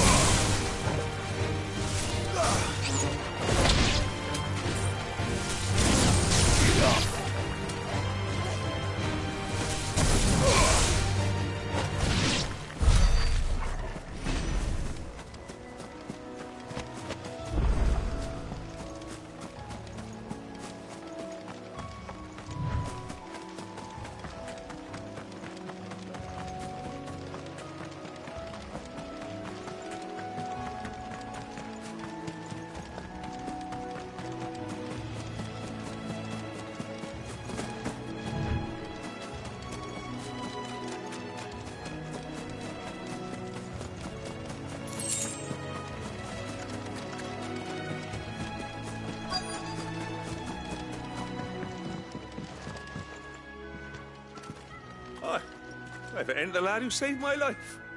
What brings you to a place like this? You do, Bernard. Martha said I might find you here. I have a proposition for you. Oh, do you now?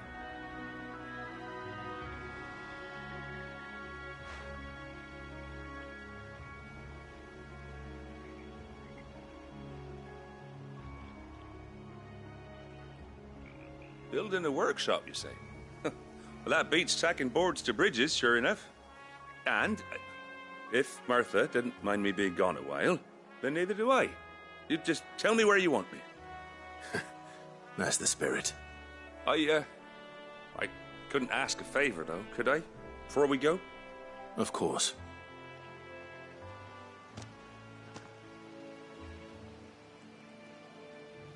Well, that there is Cressida, where I grew up.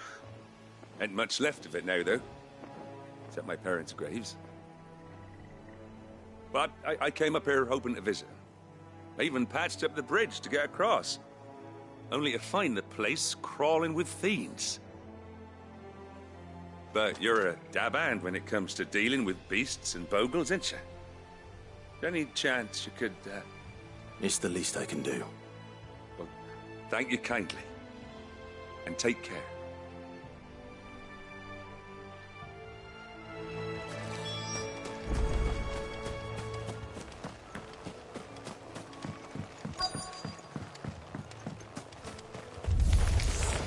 This shouldn't take long.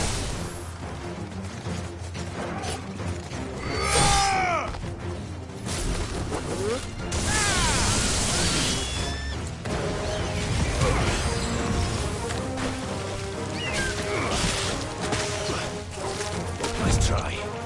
Waken wins!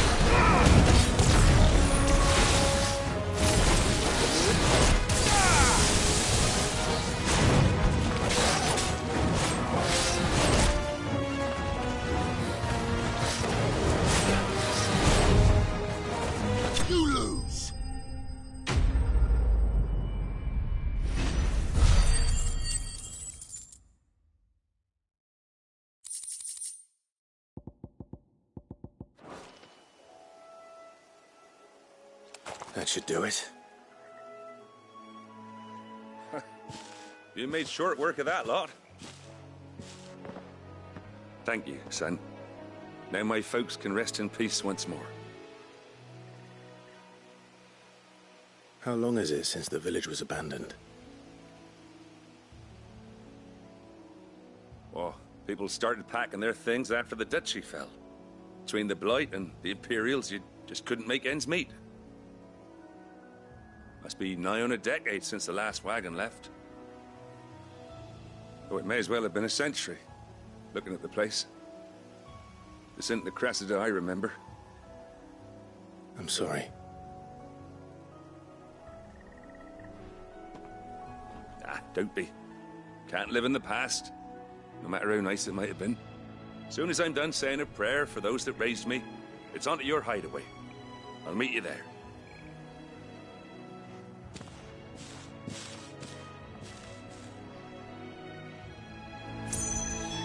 That should take care of Mid's little list. Better head back before she thinks of anything else.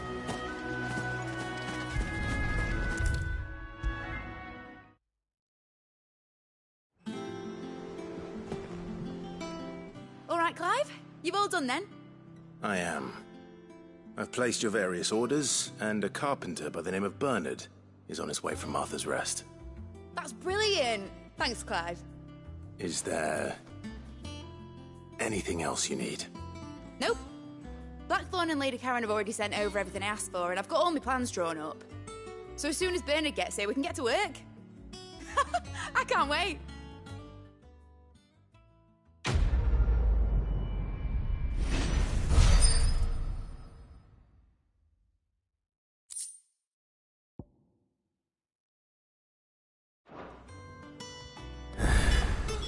That's my good deed for the day done. Let's see how Jill's faring. Shouldn't you be getting some rest?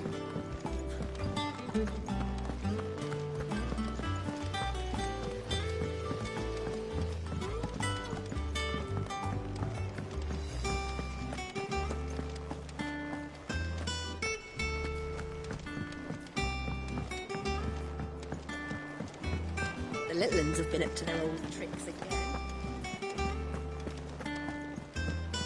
Jill looked white as a sheet when they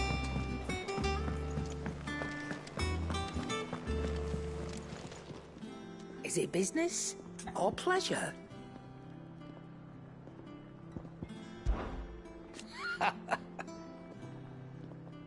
Quite the opposite.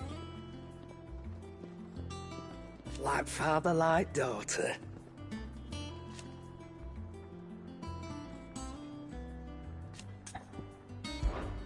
Go on then.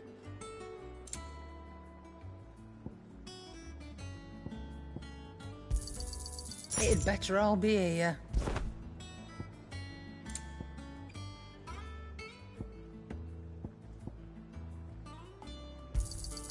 You're rubbing me blind, you know.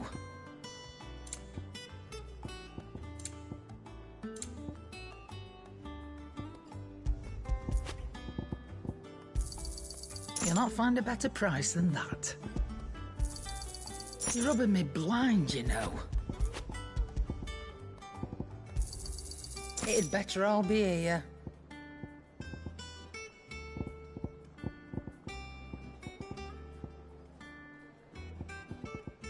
Is that all?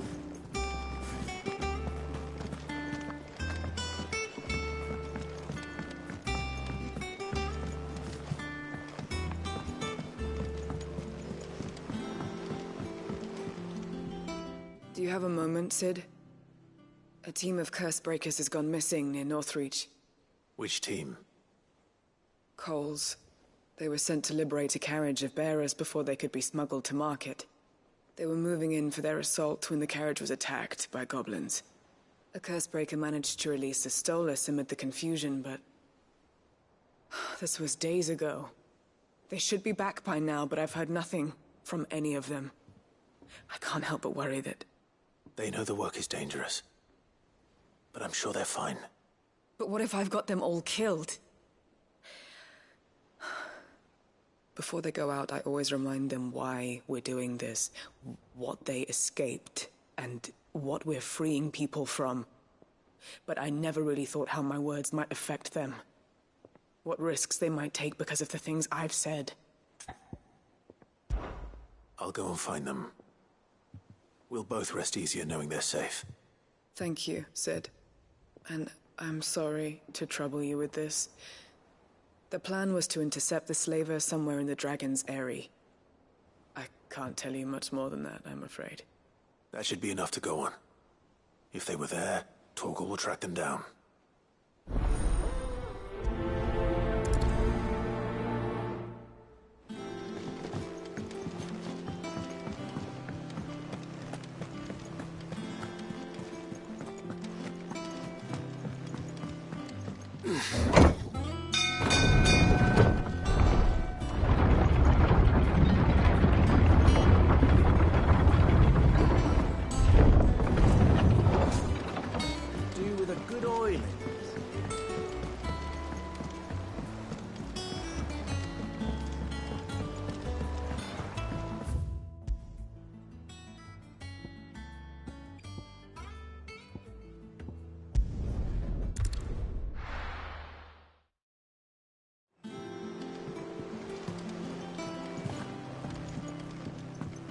Do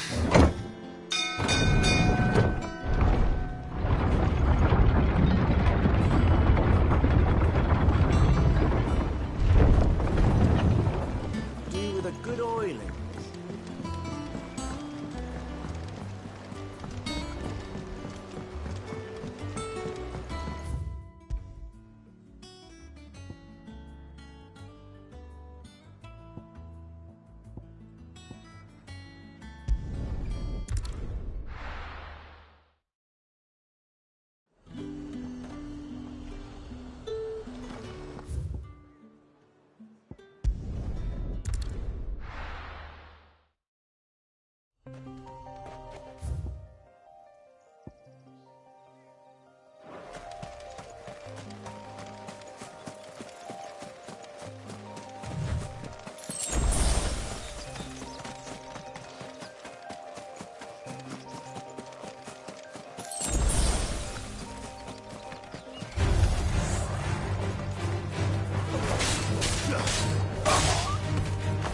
It's over.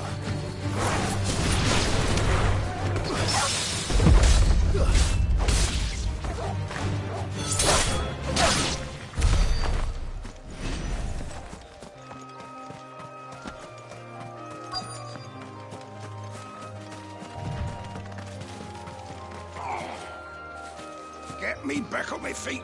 I'll tear those bastards' heads off. Stay still, you damn... Cole, I'm glad you're in one piece. Just about.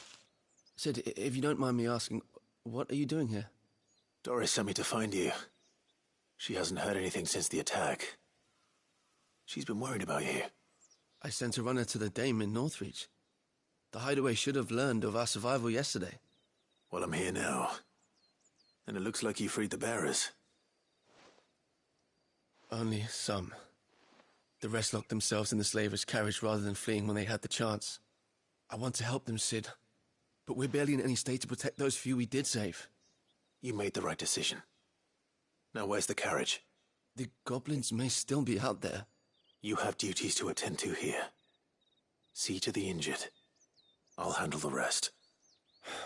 All right. Just follow the path to the south. You'll come across the carriage soon enough. And please, hurry. If the beastmen get to those bearers, the poor souls will be eaten alive. I won't let that happen. Thank you. And Sid, it's good to see you. Don't thank me just yet.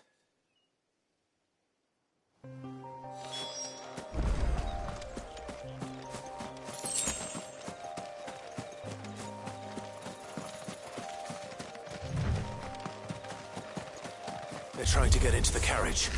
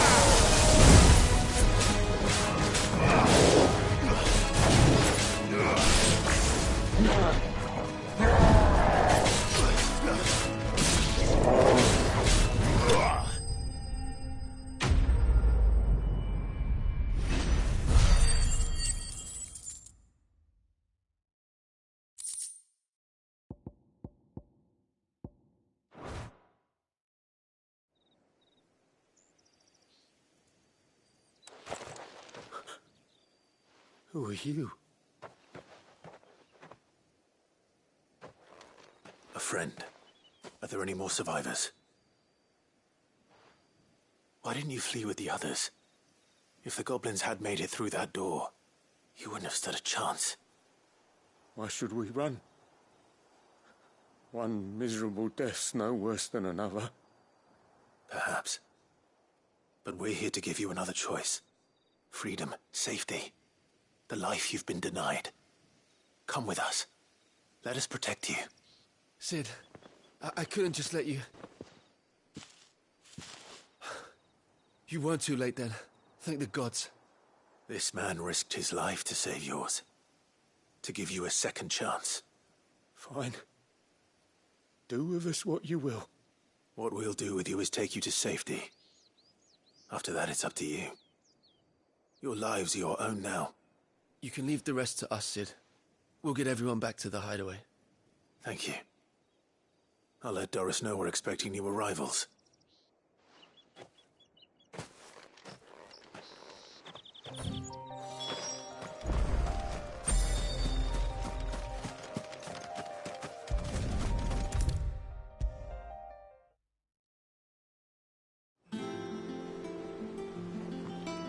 Sid, welcome back. A stolus from the Dame arrived not long after you left. If I'd just waited a little longer, I might have been able to deal with things myself. Or maybe I wouldn't. I keep making the wrong decisions. Cole and the others got home safely. You made exactly the right decision. No, I was lucky. I've been tracking that slaver for months, and then I sent Cole and you after them woefully unprepared. What kind of leader sends people into danger without considering all the risks? I should have urged greater caution, told Cole to be wary, to pull back at the first sign of trouble. We swore the same oath as you, Doris. It's good to see you safe and well, Cole. I'm sorry. With all due respect, we Cursebreakers don't risk our lives because you commanded of us. We risk them because we believe in our cause. No one with doubts ever joins our ranks. The agony of removing the brand more than sees to that. We all know how much bravery that takes. Cole, I never doubted your courage. Only my ability to see it put to good use. Thank you for your faith in me. I'm not sure I deserve it. I sometimes wonder if I might prefer to risk death alongside the others than ask it of them. But I'm a Cursebreaker.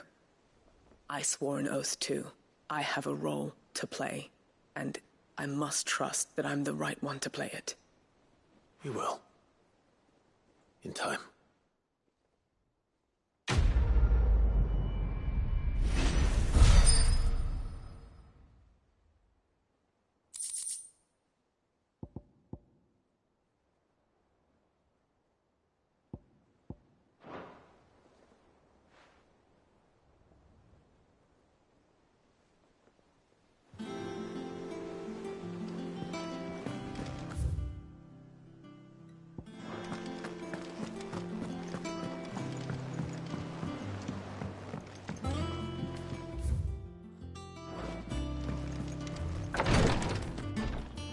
Ah, Clive.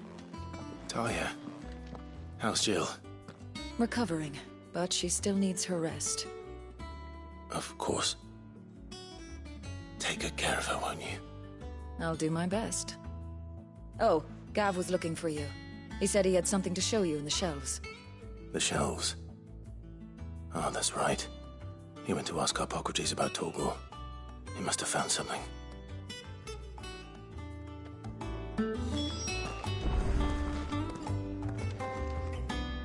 You have the look of a man with the twins upon his shoulders, Rodrigue. Talia has tasked me with removing a Cursebreaker's brand. But it's my first time, and I don't think I can do it. I'm afraid of what happens if I fail. You survived, I know, but here as many die as recover. Is it really worth the risk? You don't need me to answer that. You know full well what we're fighting for. I hope as much as you that one day bearers can walk among others as equals. But until that day, a brand is a burden, and we must lift that burden in order to go undetected. The operation may be dangerous, but it's also essential, and we undergo it willingly. I know. I still wish there was some other way. But griping about my lot helps no one, I suppose. Don't worry. I'll do what must be done. I know you will. Unfortunately, the first thing that needs doing is the preparation of a draft to dull the pain. Something I can't do with the infirmary's ammonia supply so low. What few leaves we have would barely be enough for removing a splinter, let alone a brand. Just tell me what you need. You'll go? Oh, thank you. No one knows Herblore like Taya, and she swears by ammonia for easing pain. It's simple enough to find, if you know where to look. And fortunately for you, I do. Along the river near the village of Amber over in Rosaria. Just search for the bright blue blossoms.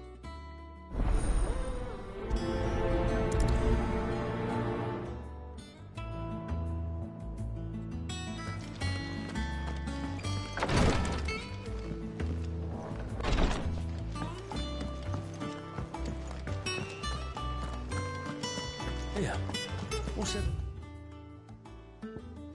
Whispering about. Haven't you heard? Mid's back. The little ones have been up to their own tricks.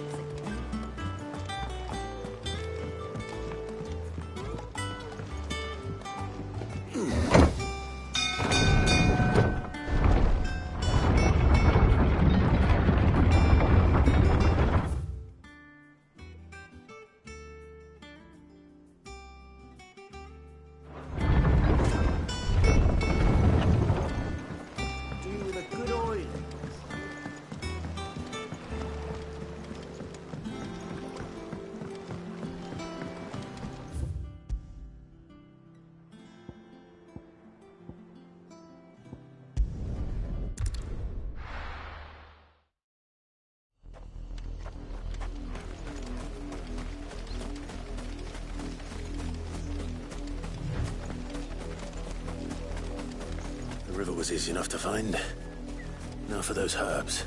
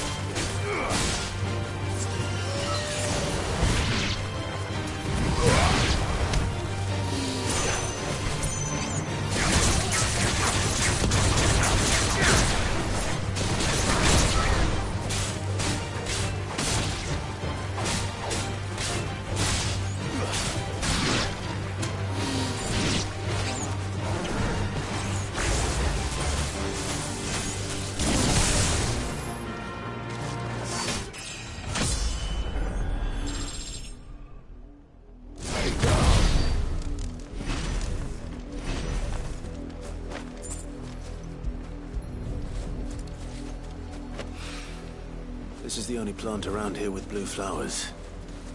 I hope it's the right one.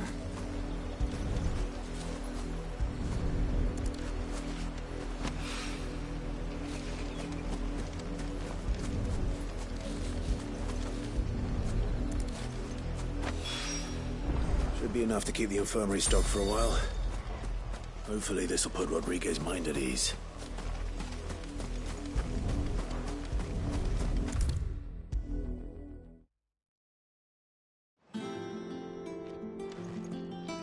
I hope you didn't have too much trouble finding the ammonia. Only the usual. Oh, yes. This is it. And more than I was expecting. I dare say the patient won't feel a thing. That is, unless I... You'll do fine. Taya trusts you, which means I trust you. The hideaway would be lost without skilled physicers like yourself. Thank you for the kind words. Truly. But... I'm sorry. I'm still terrified. The brand is more than just ink on flesh. It's a death sentence. Milk of the wyvern tail lurking just below the surface of the skin. One ill-conceived incision, a single slip, and the poison fouls the patient's blood. Failure means death, and even success means tremendous pain. Days of agony as the wound heals. I became a physiker to help people, not to kill them. I don't want to kill anyone. Cursebreakers lead hard lives, and the operation is only the beginning. They toil in the shadows, risking life and limb, knowing their efforts will win them neither glory nor acclaim. And yet we have no shortage of volunteers. The day I decided that I would take Sid's name was the same day Taya took my brand. I remember. It wasn't long after we came here. What little medicine Taya managed to salvage from the wreckage of the old place had been used up treating the wounded. She begged that your operation be delayed until a new supply of antalgics was found. Procedure was even more dangerous back then. Only a few souls had undertaken it. Doris, Cole, a handful of other Cursebreakers, and those who are no longer with us. Those who lost their lives in the process. It wasn't something to be done lightly. No. But it was something I had to do, if I was to take Sid's name. He always led from the front, and never asked anyone to take a risk for his cause that he was unwilling to take himself, even if he knew that it might cost him his life.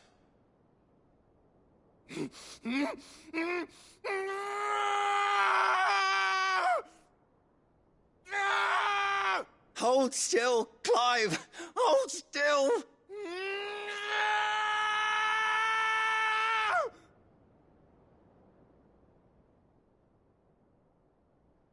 I knew there'd be pain. That I might not survive. And I was afraid. But I also knew that if I didn't overcome that fear, that pain, then I would never be able to call myself Sid. I didn't know. We all want our brands removed. But it's a decision each of us must make for ourselves, on our own terms. Rodriguez, I know your work isn't easy, but neither is going under the knife. Be a shoulder for your patients to lean on. Stay strong for them. You sound like Taya. Do you know what she once told me? It's natural for a patient to feel like they're suffering in solitude. And it's a physiker's duty to see that they don't. Thank you for helping me remember that. I won't falter. Not again.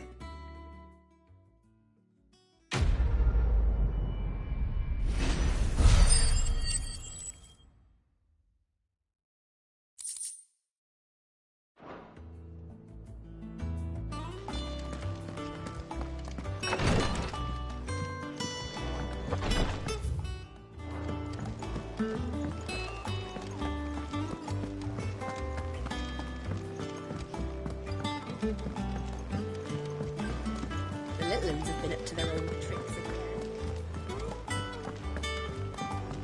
Jill looks white as a sheet.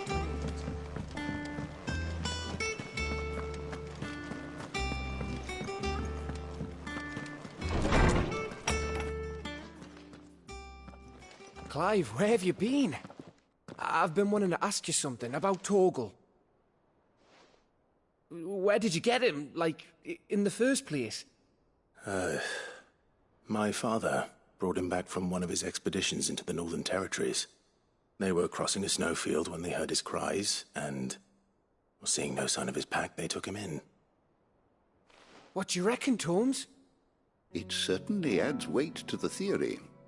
Clive, I believe that Torgal may be no mere hound, but a rare frostwolf, an animal native to the far northern reaches of Valisthea. In one of our oldest bestiaries, I found reference to a frostwolf who served as guardian to an ancient queen of the north. Such was his mastery over ether, he could cast magics on command. His name was Fenrir. Fenrir the Frostwolf. Now, the annals do not state it explicitly, but I have reason to believe this queen was a dominant of Shiva, a girl from the Northern Territories and her faithful hound. One awakens as the dominant of Shiva, and the other... You're saying that Jill granted Torgal his powers? What? Just like Fenrir.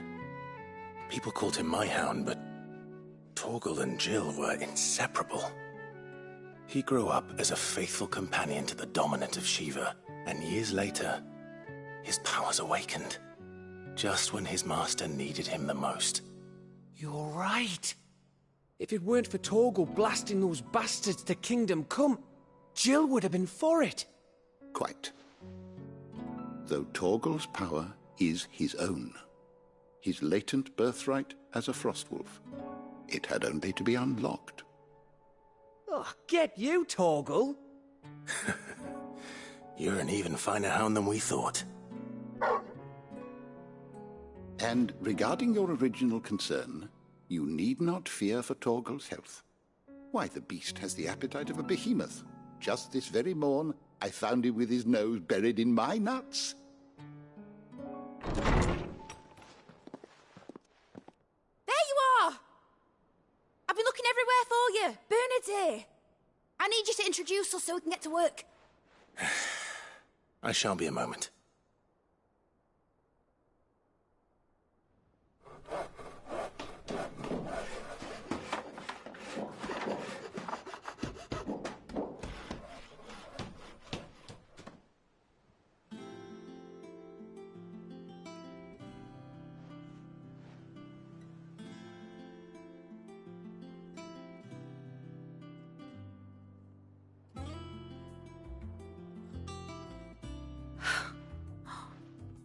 Isn't it brilliant? It is. Well, I couldn't have done it without you. You and everyone else. But I promise I'll pay you back. I'm gonna work my fingers to the bone for you lot, starting right now. Just you wait. I'll make wonders like this world's never seen. Then I look forward to seeing them.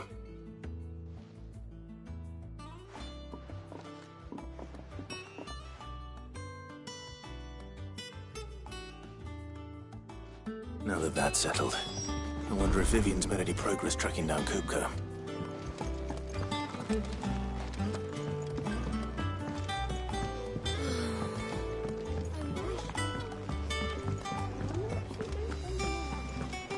I think I'll wait till Mid's away to take a tour of her dungeon.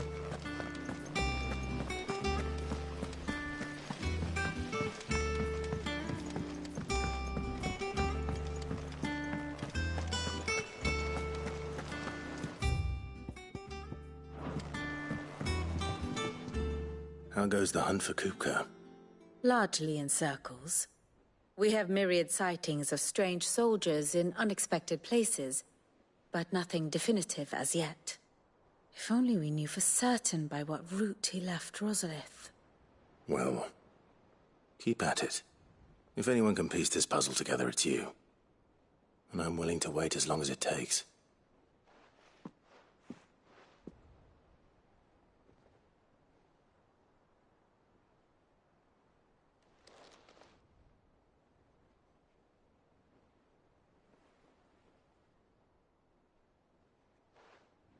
What? Here? Would that be a problem? Do you know, Clive? I believe it a mercy that you didn't inherit your father's throne. Your poor people would surely live in fear of you. You have nothing to worry about on that front. I won't be claiming his crown.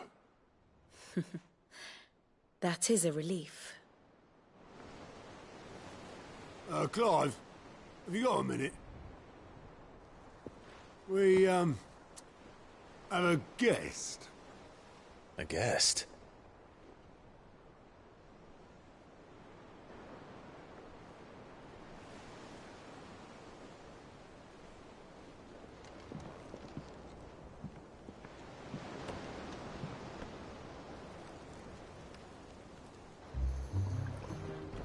For your trouble.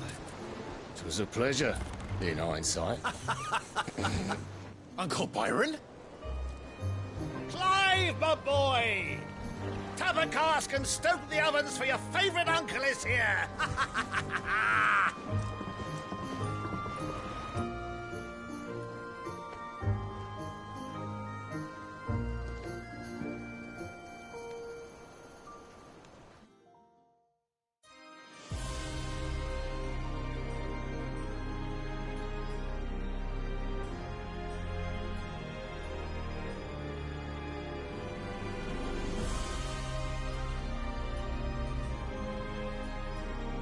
The Dalmekian government sues for peace.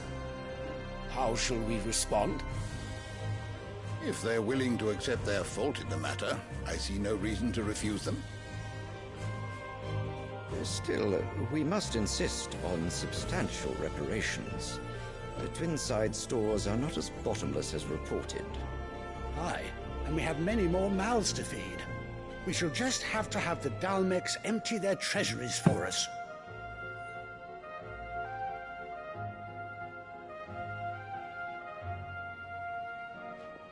Of course, none of this would have been possible without your timely intervention, Prince Olivier.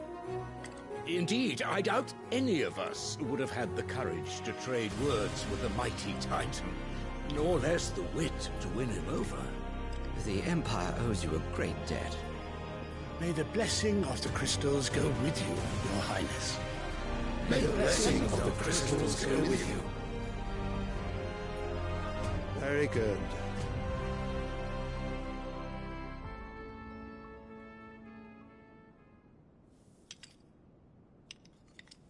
Now, let us come to the question of precisely when the Dalmecs will withdraw their troops. Dion's fire could rid us of them in mere moments.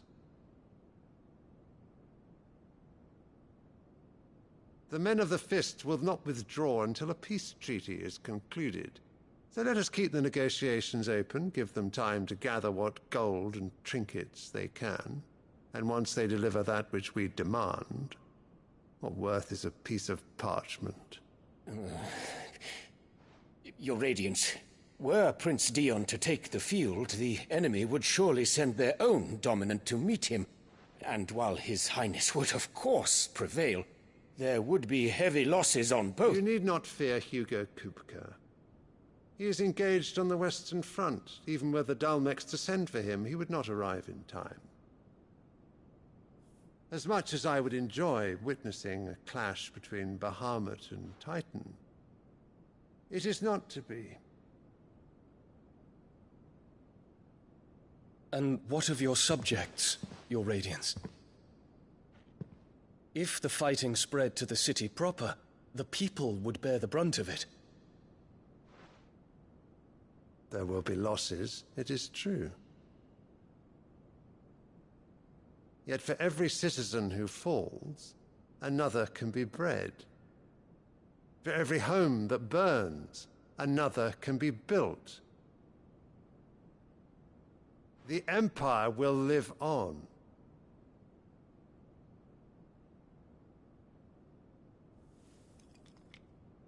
Dion? Yes, sire.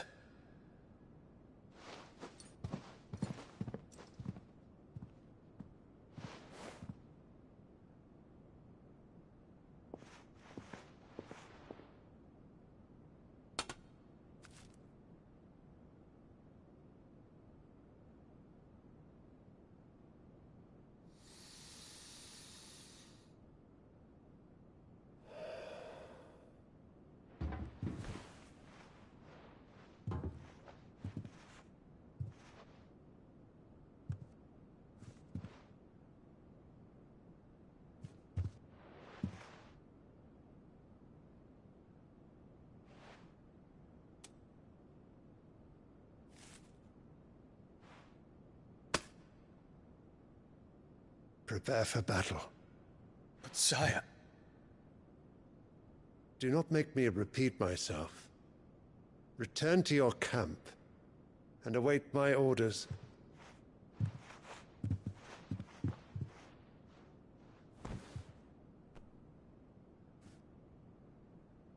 If that is your wish, Your Radiance, I shall depart at once.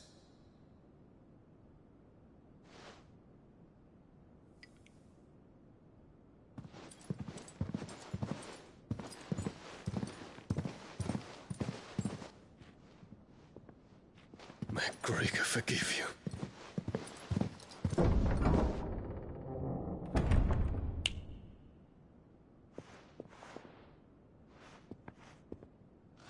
What do the astrologers augur? The stars are in agreement, Your Radiance. The shadow of treachery hangs over Prince Dion.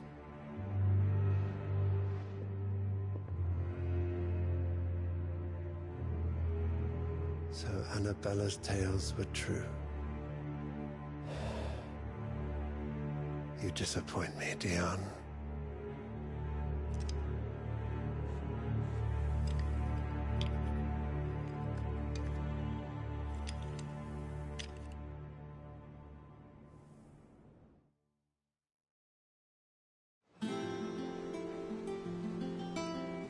What on earth is Uncle Byron doing here? Only one way to find out.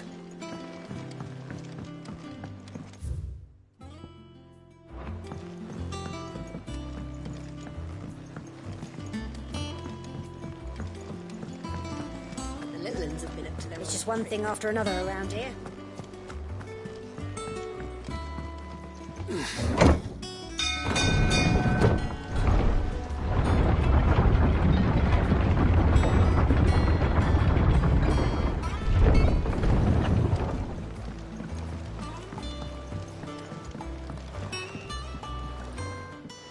My dear nephew, how I've missed you. How did you find this place, Uncle?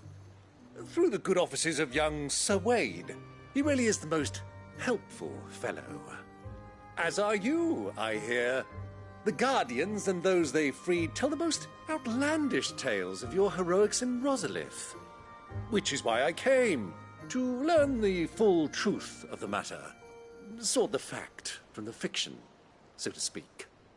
You were working with the Guardians of the Flame to evacuate the people of Rosalith to Port Isolde. I was, aye. Then I have questions for you. Please, come inside, Uncle. Gladly. You there?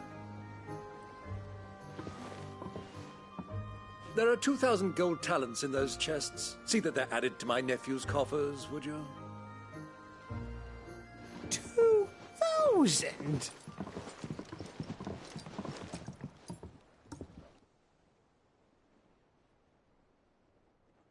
And I'm afraid that is all I know. A fleet sailing south past Port Isolde. Most intriguing. Forgive me for not being able to tell you more.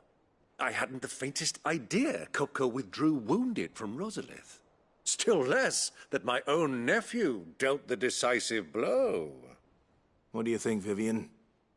I think, with this news of the Dhalmekian fleet and recent reports of the Royalists' movements, that the final piece of the puzzle has fallen into place. Come here and I'll show you.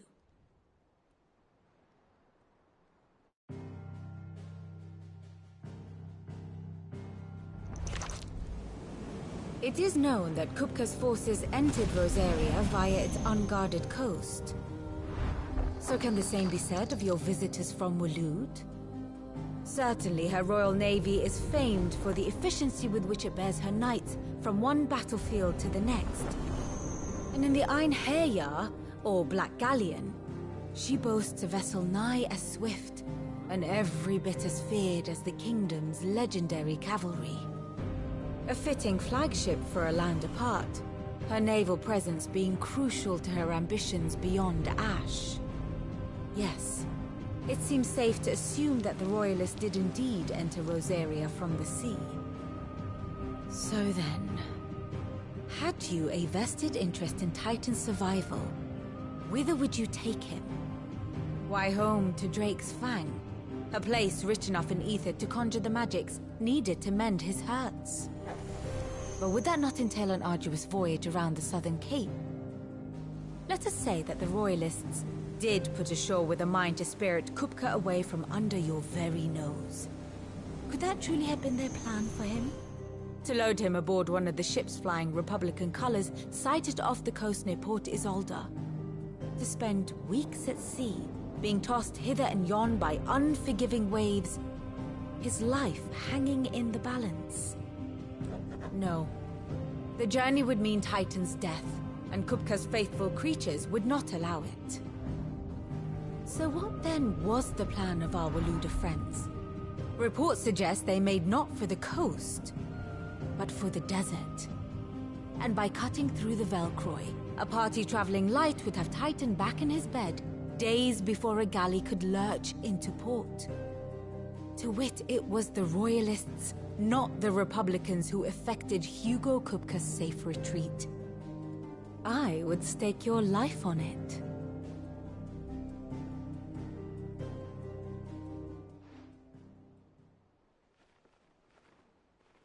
So it was the Waludas who spirited the wretch away.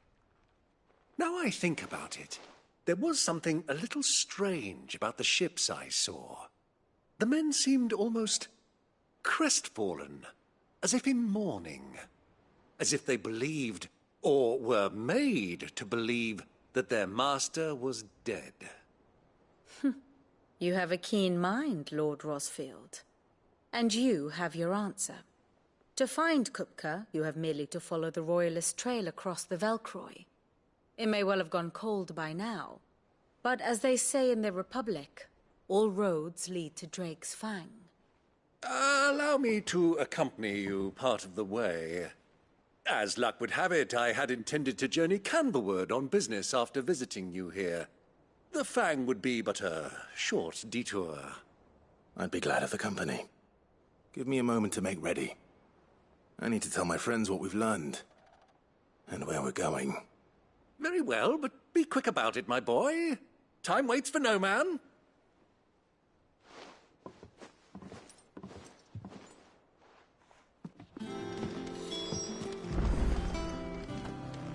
Mid's finished outfitting her little workshop, I hear. Otto, Kupka's at Drake's Fang. I'll be leaving before sunset. You're not going in there alone, are you? Don't worry. I'm not going there to destroy the Mother Crystal. All I'm after is Kupka's head. I won't risk any more than I have to. I promise. The Lanza and the Fang are all Kupka's personal fiefdom. You have any trouble on the way, you ask for Rosina Dalamil. Some call her the Desert Hare. Who is she? An old associate of Sid's, and only Sid's. All I know is the name, and that they used to meet at the Dalamil Inn. We've heard nothing from her since he died. But I'm thinking maybe the new Sid might be able to bring her back into the fold. Thanks. I'll keep that in mind. So, what about your uncle? I mean, he's welcome to stay, but... Don't look so worried. He'll be coming with me. Thank fuck for that. Gav, Otto, I'm leaving you two in charge. You can count on us.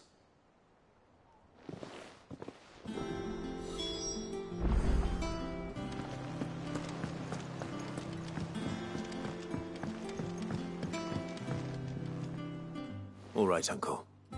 I'm ready to depart. Shall we? We shall. Come, let us away to adventure.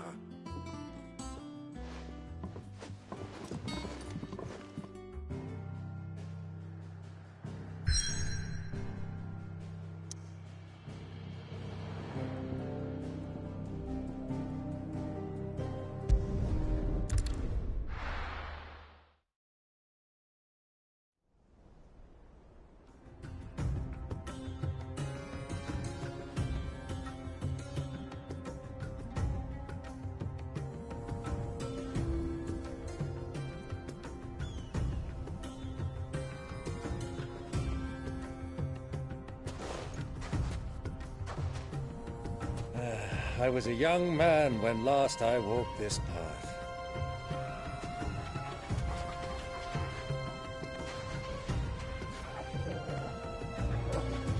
There's an old trading post not far from here. The road to Drake's Fang leads through it.